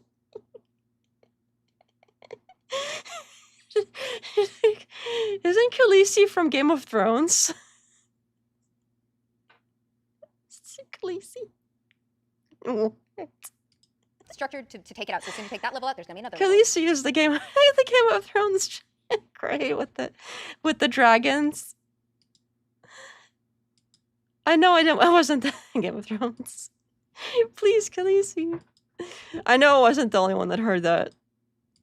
So you take that level, that's gonna be another, and then We've taken out rotating, dozens of levels of their leadership. That's not the Iranian regime. This just isn't how. This So isn't how it it's works. to take out the whole regime and the regime under it and the regime under it. The regime. No, It's just no. I think there's two levels of victory. I think ultimate victory is exactly what Gavin said, that there's regime change, that it becomes Persia again. We have a pro-Western government in Iran. Yeah, that would be best case scenario, and that does not mean and that does not mean boots on the ground removing the government. It means an organic uprising like we saw in January that's actually successful. That would be best case scenario. Do I think that's likely? Probably not. I think what victory does look like right now is getting those kilograms of 60% enriched uranium out of Iran, of dismantling Natanz. It's those WMDs all over again. Again, I already harped on this last time. I don't want to do it too much again. But like, wasn't that the Warhammer thing where they went and destroyed all that stuff supposedly? So if that was so successful, what is it that they're doing now? None of this makes any sense. Remember weapons of mass destruction? Exactly. Thank you. Told you. Yeah. Okay. You're right. But again, this is supposed to be more of a conversation than a debate, but you're not wrong. At least she's on the right side of the issue. I'll give her that. Pickaxe Mountain and Natanz, and dismantling their underground facilities, and having a memorandum from Iran signed that they will not develop nuclear weapons with inspections, along with not re-upping their ballistic missile program, which is supposed to provide. That's what the JCPOA was. That's not what the JCPOA was. The JCPOA did not say that. Number one, the JCPOA would expire in, I think, 2031. So. Oh no, it's not like things can't be renewed. Who's ever heard of something being renewed? Wow, that's unheard of. When something expires, you like go and renew and negotiate. Wow, that's crazy. Who could have, I can't believe I just thought of this. Something can be renewed. Somebody tell them. Tell the government things can be renewed. I came up with this crazy idea. You know what? What if we renewed a thing? Like, how would that work? Would that work if we just took a thing that expired and we like renewed it? Would that be crazy or what, you guys? I think I just came up with something incredible here. Just renew stuff. Wow. Changing the world here. Wow. Iran was allowed. Give them all 16-ounce gloves and let her. What? I don't know what that means. Sorry. To build nuclear weapons at a certain point, and during that period of time, they were allowed to develop as much nuclear enriched uranium as possible, like during that time up until a certain level. But once that, and as many, and as money, and they're at 60%, so they didn't abide by it. No, that's because he tore it up. No, it's not. You don't know what the JCPOA was signed by more than just Iran and the US. It was signed by the EU as well. Just because the US pulled out does not mean Iran does not have a contractual agreement with the EU still. The EU's kept in it. Number one. Number two, in terms of Iran signing agreements like the JCPOA, they also said that they wouldn't develop ballistic missiles that could reach more than, I think it was 16 or 1700 miles, which everybody in the world thought. They launched a ballistic missile at the UK base in the Indian Ocean that was 2,300 miles away. That was in the sphere of radius of places like London, Paris, Rome, Berlin. Would you be okay with Iran developing a nuclear weapon? It's a very simple question. Yeah, sure. Okay, so I guess that's a point of disagreement. You think it's fine for Iran to? Why are we fine with North Korea having them? It's I've already harped on this last time, so I'm not going to go too long. But it seems like what we're teaching other countries and other governments is you better develop nuclear weapons, and if you don't have them, we are going to F up your country and take your stuff and kill your leaders who are the ones making decisions. So what we're doing here is we're giving countries more incentive to actually develop the weapons. Because what do we do with countries that do have the nuclear weapons? We don't mess with them, do we? We do our best to avoid upsetting them. They get whatever it is that they want to control within reason. Like, we don't attack North Korea. But as soon as a country starts to play by the rules that we set and they agree to not develop them and they agree to basically not go for it and they don't go for it, we punish them. We punish them for doing what we want them to do. So do we really want them doing that? Clearly not. We want them to develop nukes because that's the only way that they're safe. That's what we're teaching them with our actions. Dude, right on, renew that thing. The mediator sucks. I don't know. I think he, again, I don't know if this is gonna be, I don't think this was supposed to be a real like debate with the moderator so much that he's just like there to facilitate the topics and stuff. So if this was a proper debate, I would say like, yeah. But again, I think it's just supposed to be a conversation, and I think part of it is supposed to be that it's supposed to be this like contentious drama thing to play it up. I would not be surprised. I think it's fine for nations to have sovereignty, to have self-determination, just like the Israelis, which we ought to talk about. What's the relationship between a nuclear weapon and... Yeah, why does Israel have nukes and they're not even part of the treaty, like the international treaty that all the other countries are a part of that have nukes? Why are they special? And self-determination. National defense? How is a nuclear missile defense in any capacity? Why do we have them? You're saying you want... Oh, interesting. So now nuclear weapons are purely weapons of aggression? Is that your...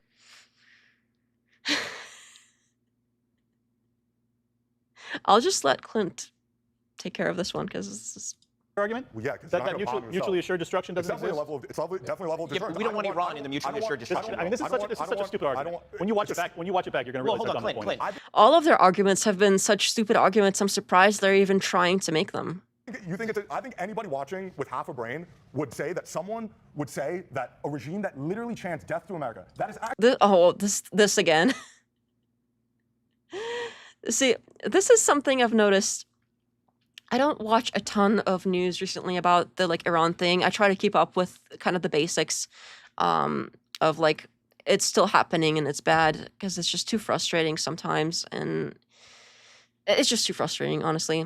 But one thing that whenever I do tune in to just kind of see where things are at and they have people on from opposing sides or whatever, one thing I notice every single time is anytime that the side that's against the war makes a great point and the side that's pro-war doesn't really have anything left and all of their points are gone, all of their cards are played, this is the one card they play every single time without exception. When they have no other cards to play, they go, but did you know they chant death to America? Did you know that? Did you know that they say stuff over there? They say stuff and it's naughty. What if they called them names? This chick just called the chick names. So what does the redhead get to beat up the other one now because the other one called the redhead names? Like sure, it's not great, but I think actions speak more than words, and their actions show that they had restraint way more than we did, actually. So, like, oh no, they're saying stuff, therefore World War III, I guess, because they're saying stuff over there, you guys. Did you hear? They're saying stuff over there. Oh no, somebody stop them. Oh man. There's no proper facilitation. It's spear. I forgot what that name was. That's supposed to be Spinger. I forgot the name. I'm sorry. I know what you mean. They say icky things. Absolutely. They say the ickiest things. I guarantee that the bald dude has been in a bunch of bar fights. I don't know. I don't really know that about him. He seems like he's a reasonable person to me. So I don't know that. I'm a big fan of Clint, so but I don't know that about him, so I can't say one way or another. Acted on it by murdering Americans should be Are trusted with nuclear ballistic weapons. missiles defensive or not? Yes. Real quick on the mutually assured destruction, that is something that hopefully responsible countries all use to say, okay, fine, we won't nuke each other. The last country we went with a nuke in that pact of, okay, we promise not to nuke each other is Iran. But that being said, you questioned how have they attacked the United States? North Korea has it. They're fucking lunatics. The way... I'm glad he brought up North Korea, too. I'd be like, you hire me. When they say that, death to America. Yeah. They don't have anything else. Like, they run out of stuff, and they're like, "Oh, did you hear they're saying stuff over there?" And it's so icky. They have attacked America. If you look at Venezuela, and this is where this whole geopolitical realignment comes from, Venezuela had Hezbollah influence in Venezuela. Some of the people that were being sent across our southern border, and this brings it full circle what we're talking about at the top of the show with respect to the border and also removing people. What Trump did at the border is twofold. One, stop the people from coming in, getting rid of the criminal aliens from places like South America, Central America, et cetera, but also stopping. That's the one thing they have. No other topic that they've covered that they had no upper hand and not even remotely close to anything good happening for any other topic that they've covered. The only topic was from the very first one, from part one, was that immigration, that the border got closed or whatever. That's the only thing that they agreed on that was a good thing that happened. And so now that they're out of other things and that everything else went to shit for their side, they try to bring it back to that one topic, the first thing they covered, the one that they sort of agreed on, that they have something to show for. The incentive of places like This is Iran sending people like Hezbollah, who So had a relationship predictable. in Venezuela. What were they doing there? They were sending them into the United States to do what? We have been busting, the FBI, with Dan Bongino, has been busting terror cells in the United States. And where were they sent from? Yeah, Dan Bongino going out there busting terrorists. Sure. Iran. So you can't argue that Iran hasn't done anything to the United States. For everything that they've said that has been basically a bunch of nonsense, even if this happened to be true, I just don't believe them. Like, they don't have a good track record. None of these people have a good track record of describing things in an honest way. So even if some of this stuff happened to be true, like, okay, so what? And also, I don't have any reason to believe you. I'm going to have to find that from another source. Like, nothing else you've said has been even remotely rational. So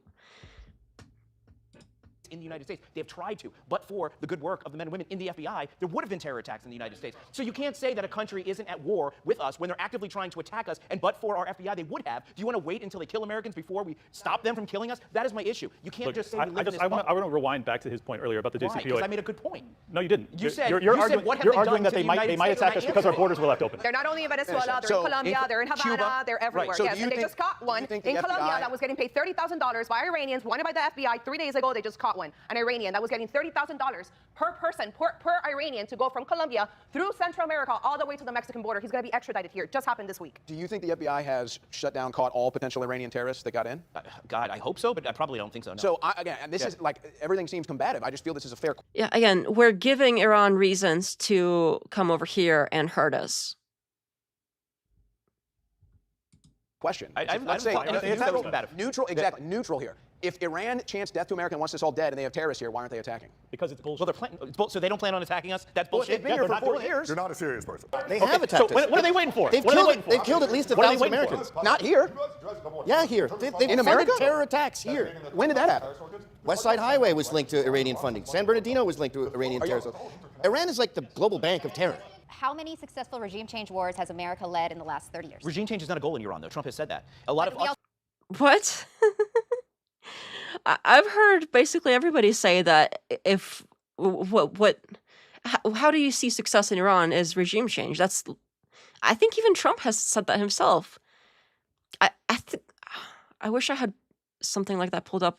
I didn't know they were gonna bring the specific point up, but I swear I remember him saying something like that on Truth Social or something, like posting about it specifically.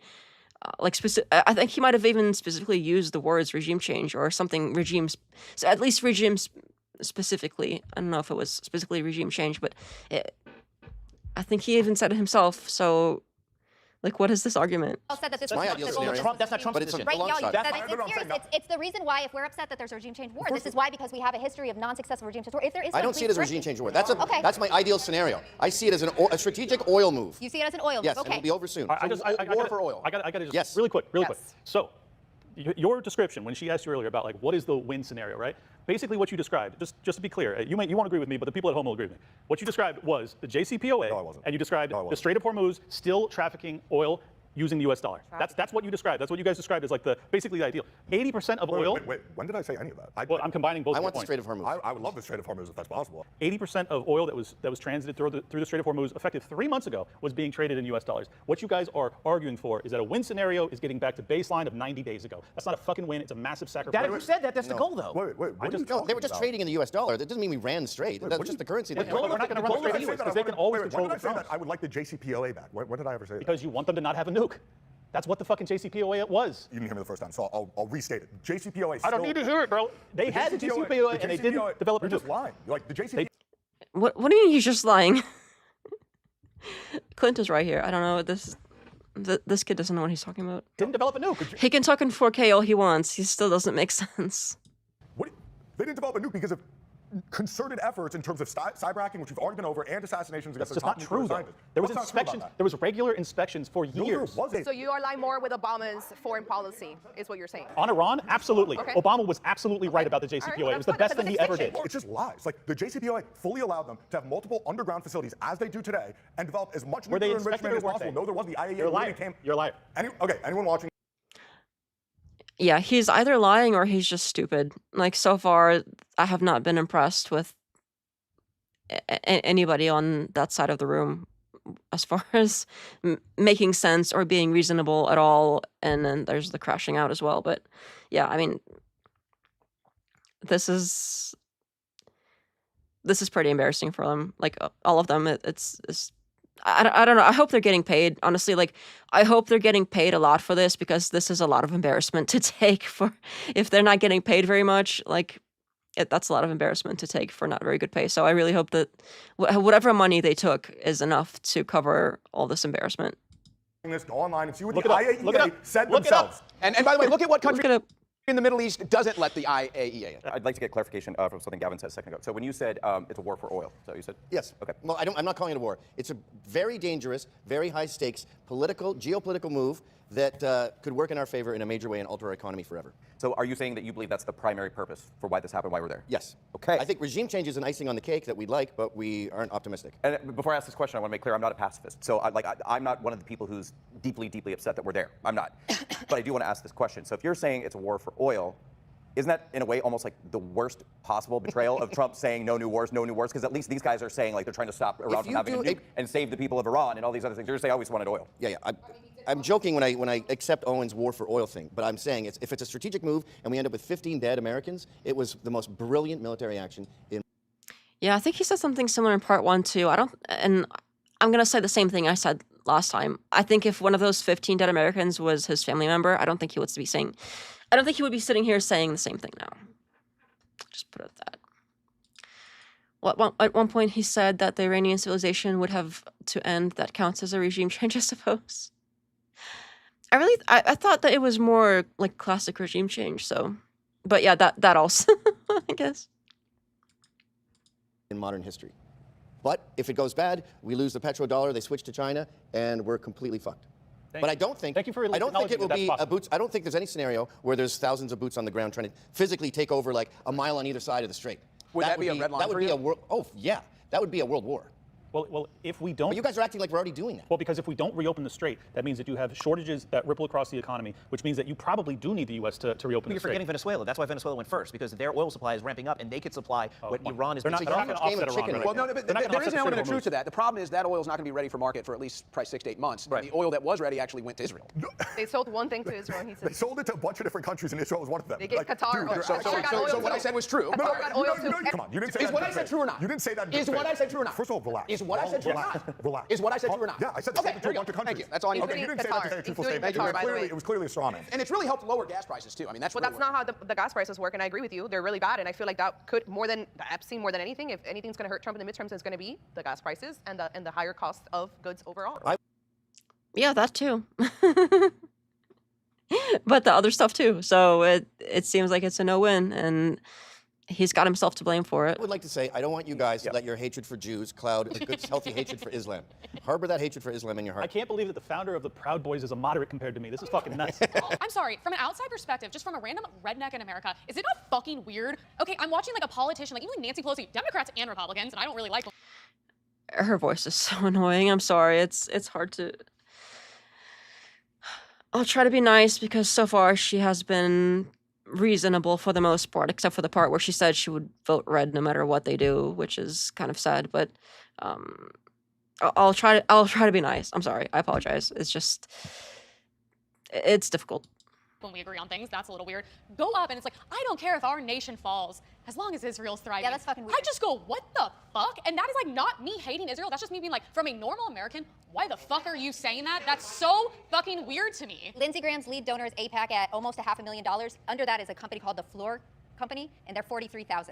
So there's a big differential between where you're getting these money guys from are people who have owned by a loyalty foreign to lobby, another let's be honest country. But also, when I criticize Israel, I go, that doesn't mean I fucking like the other side, because I really fucking I think hate it's messed up when you wear an IDF suit or a IDF uniform onto congressional floor. You couldn't do that with another country. And it's messed up when you wave the Ukraine flag. Thank you. Yes. It's all messed up. When Israel was founded, I agree.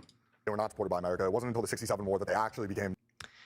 Sometimes I do the grocery shopping. Food prices are up a lot more than 5%. Yeah, overall, the cost of living, rent, housing, everything has gone to shit.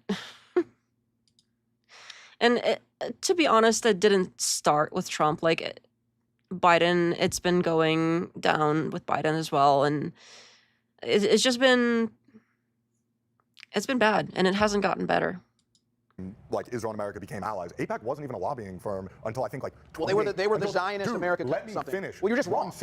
Was AIPAC a lobbying firm until 2018 or not? They were registered as the Zionist Western Coalition or something. You know what the name was? They just renamed No, it themselves. wasn't. It's like what AIPAC is doing right now. No, Now they're the Washington, D.C. AIPAC was a lobbying firm. It did not donate directly to political campaigns. You don't know what you're talking about. So yes, it was let me the go back to my Zionist point. Coalition or something, and then it's AIPAC, and now it's something else because they're always unpopular. Okay, before October 7th, before 2 years ago, the overwhelming number of Americans, specifically Republicans, very much overwhelmingly supported Israel, and therefore it would be logical conclusion to be like, yeah, the elected officials similarly support Israel. In terms of I know for a fact Nancy Pelosi has never said that. If someone has said that, that's fucking weird, and that should not be happening. I've covered these on my show for a week straight because it was top Republicans, top Democrats, and I was like, I just want to know, unless you were taking money or have some weird interest, why you would ever say that, and you should never represent Americans if you value any other country and their lives. And every time a clip of She's right. Yahoo comes out and it's like, one Israeli's life is worth like 1,000 Americans, and every single time people go, that's not what he said, Emily, that's not what he said, you translate it wrong. That's also a good point. It's especially that guy on the very end of the right side. They're not showing him right now, but the guy in the like lighter blue suit. That's been him the entire conversation. It's been like, well, Trump said this, but he didn't really mean that. He meant this other thing, and I know you heard that, but what he's really saying is this. And not even Trump, but like other people too. Like, oh well, I know the so and so said this, but what they really mean is this. What they're really saying is this other thing. That's exactly what they've been doing. I'm like, how the fuck is it this one topic I'm always fucking wrong about? No, America should be your priority, and you should represent us.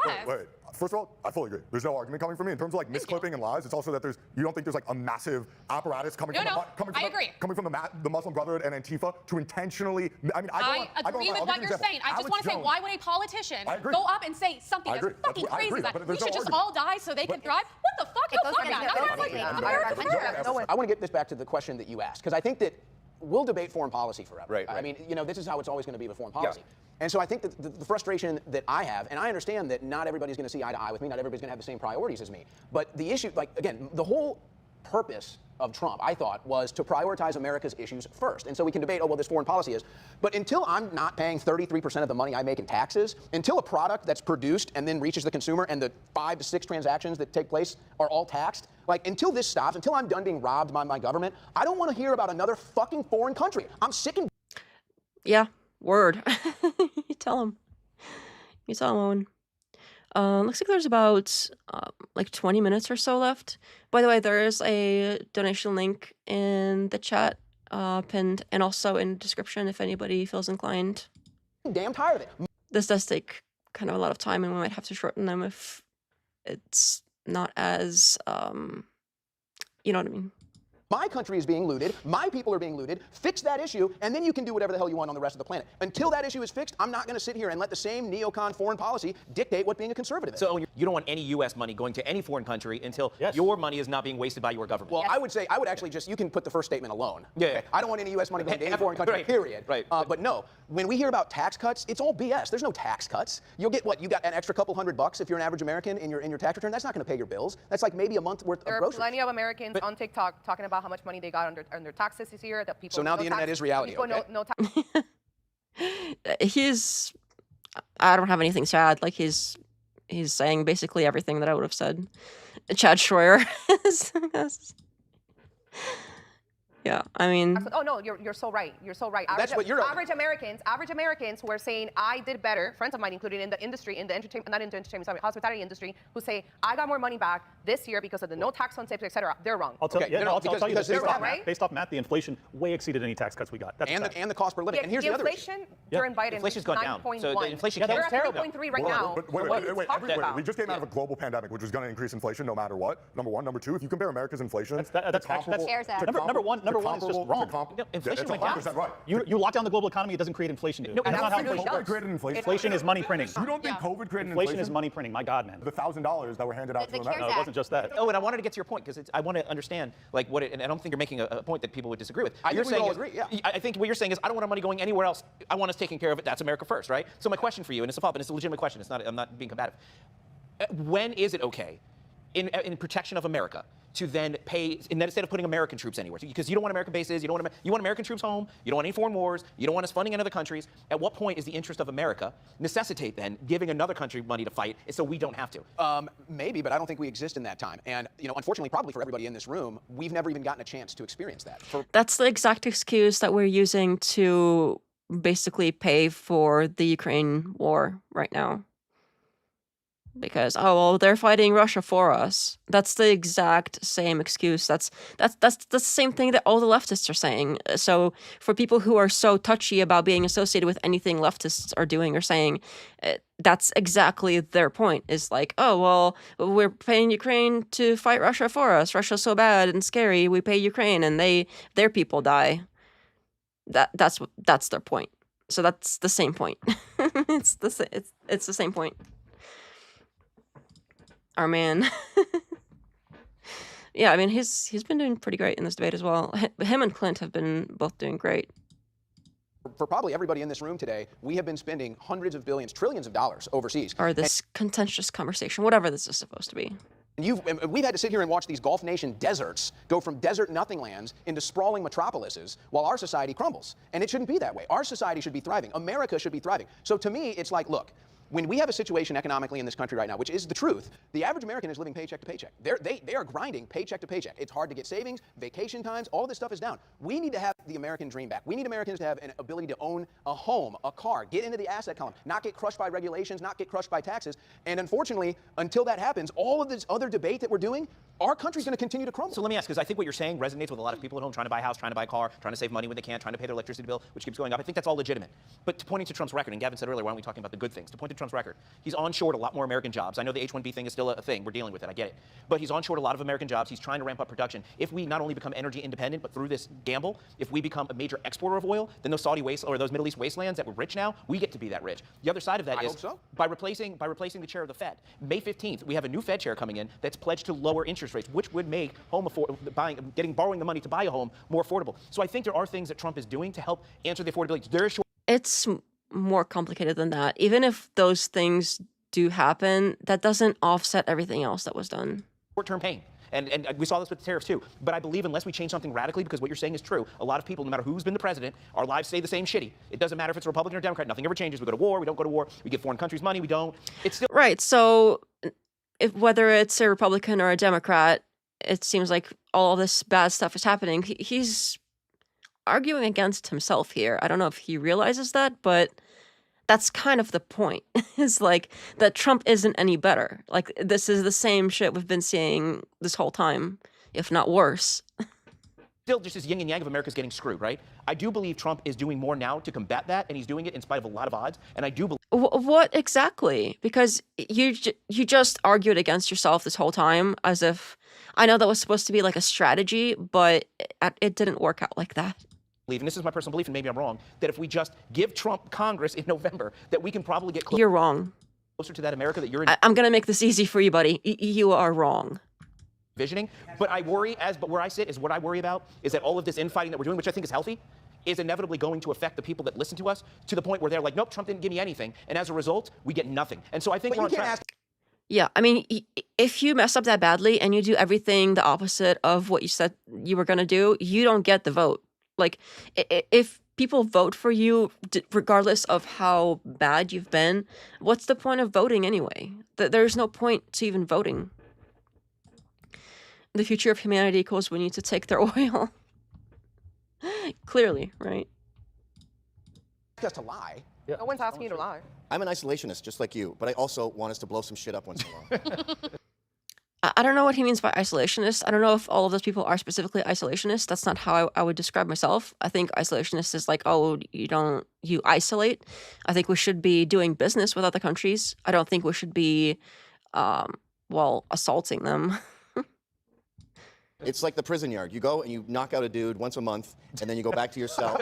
We're not criminals, are we? Yes, and competition like a prison. The world is a prison. And if you go there, do some shock and awe. That's depressing.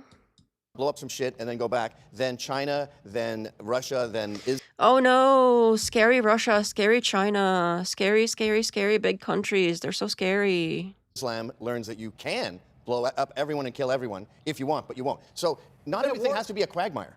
You know, we lost 15 dudes. If we get out of there, it's a win-win. Why does he keep... This is the third time he has brought up the fact that 15 Americans have died, and this is the third time that he has brought it up as if it's nothing. As if that's, like, 15 people, whatever. The same exact context every time. As if, like, 15 people, whatever, it doesn't matter. That... I mean, after the Epstein thing that he said, I'm not surprised that this is also something that he's saying, but this is so icky. Liberal annihilators. I'm gonna read it that way that I did. But very funny. There's no isolationist country that's successful. I think isolationist, again, like I was saying, would mean that you're not doing business with others. You're literally, like, isolating, and I don't think that that's a great idea. I think doing business with others is probably the best course of action. Okay, good. Yeah, very funny, though. They convinced most of the country that it's more important to be on top than to learn to work together. I guess how that usually works out. Word. War every year of my adult life, and you're saying just sometimes I'm a non-interventionist, I'm an isolationist, but sometimes I don't want quagmires, but I'm saying there's another option outside of nothing and quagmire, and it's called shock and awe. Boom. Just blowing shit up doesn't actually create. Just keep saying quagmire. Maybe something's gonna go well for you. The end goal that you're claiming. Just wanted to respond to David real quick. It does feel like the Senate is there to maintain the status quo. Like they're not passing the SAVE Act, even though 80% of the country wants it. But then at the same time, they're like, we got to push through this clean FISA bill. I agree with you. And at the same time, it's like, what is And Trump backed that, by the way. Is warrants? Yeah, and the thing that was used against him, which was shocking to me. Because he's a fucking sellout. So are they saying that warrants are a dirty FISA bill? I'm sorry, I got so distracted. What was that last Instead, question? are they saying warrants and they want to push through a clean FISA bill? Yeah. So are warrants? I don't like FISA, and I agree with Anna Paulina Luna that I don't think FISA should have been reauthorized without the warrant requirement. Then why did Trump back it? Because the reality is FISA also has a very important role into stopping attacks on the U.S. And when we're at, you can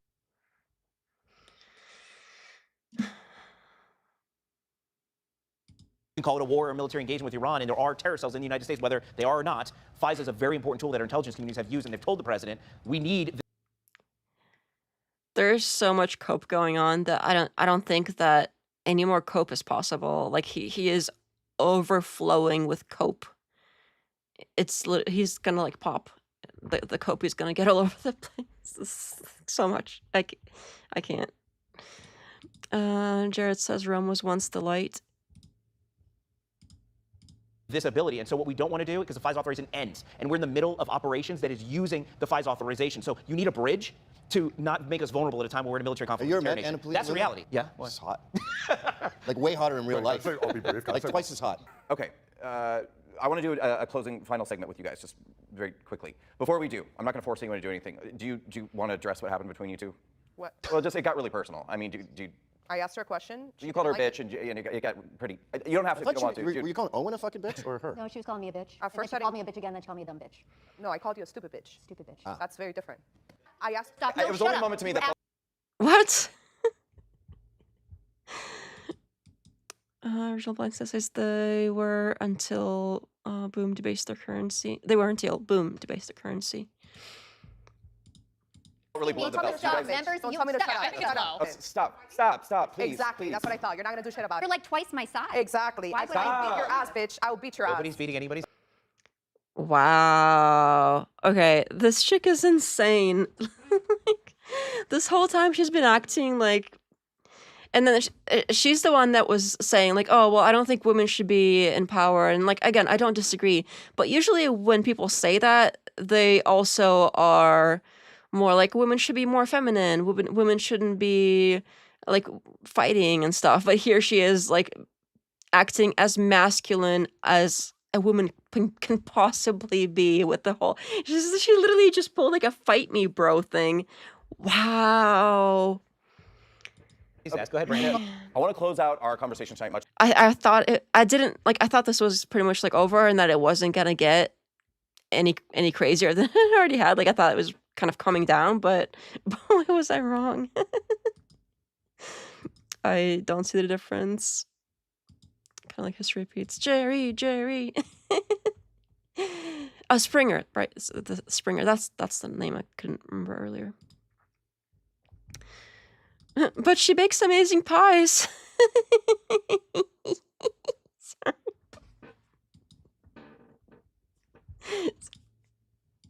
The way we began. But instead of each side having 1 minute each person to say what is the problem with the other side, I want everyone to take 1 minute each to say something that you admire and respect about the other side. Because the whole point of this conversation tonight is to see if we can once again find common ground and where we can come together.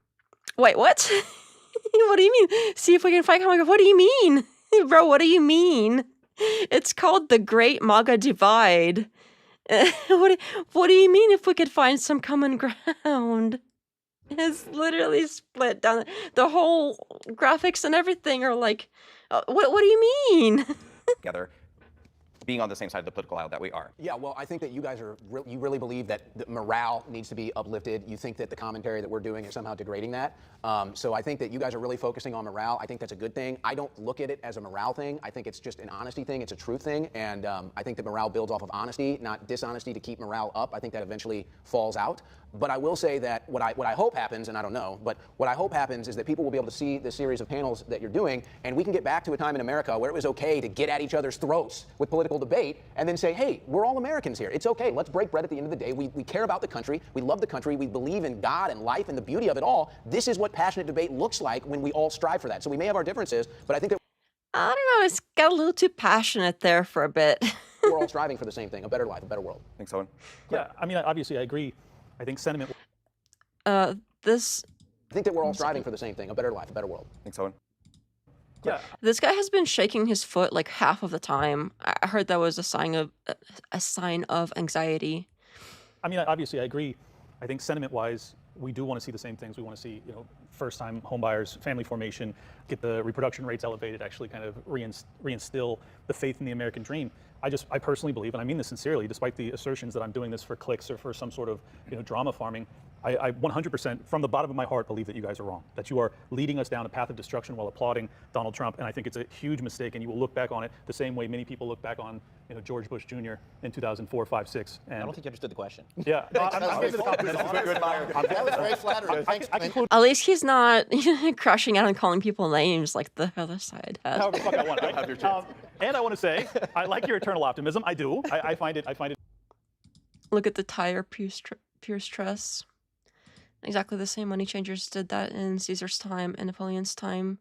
Each had established great equity for the people to prosper, but war or debt was levied against them or currency debased.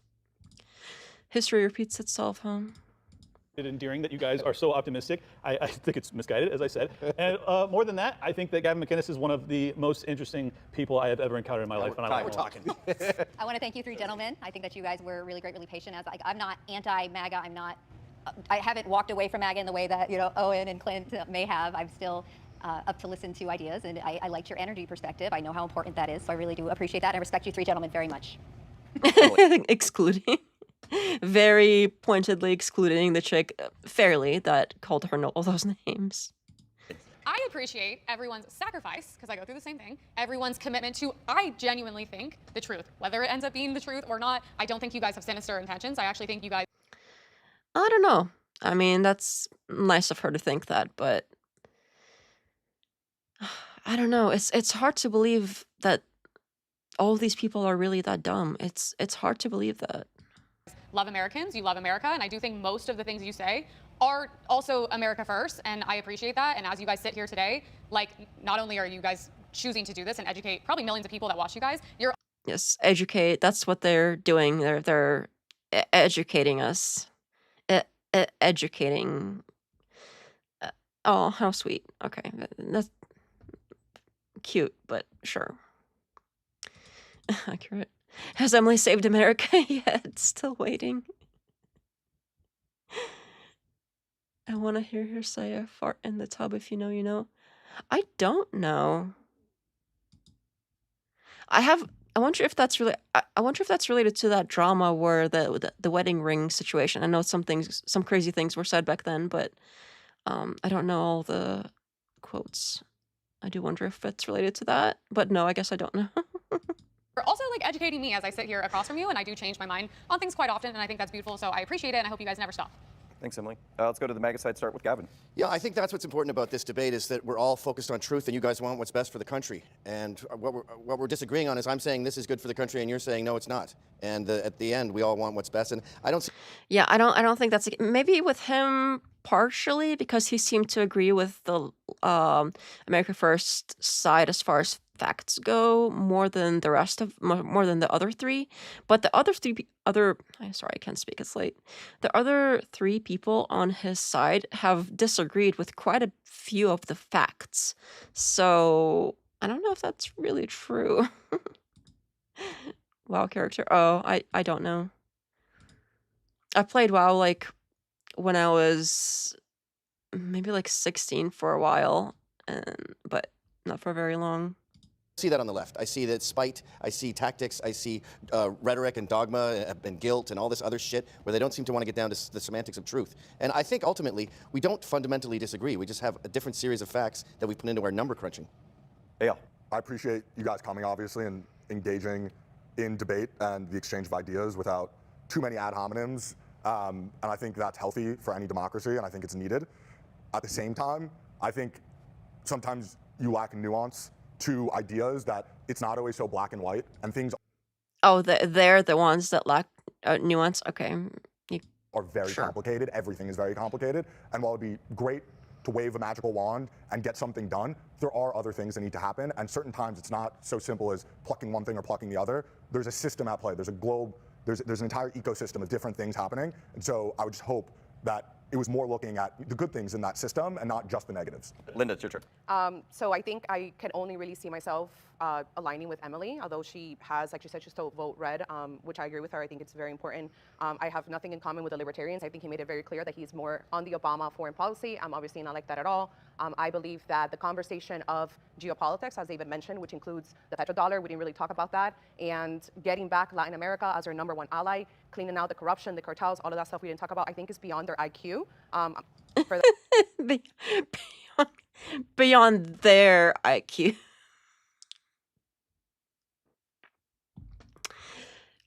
Okay, sweetheart. Whatever you say. Bro seems a little warm-hungry. Without too many ad homs. I noticed that too, yeah. The dude needs a shower after this debate.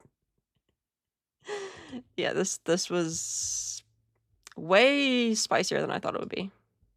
Than 3. So I don't think we'll ever be able to see eye to eye when it comes to that. But overall, I enjoyed the discussion.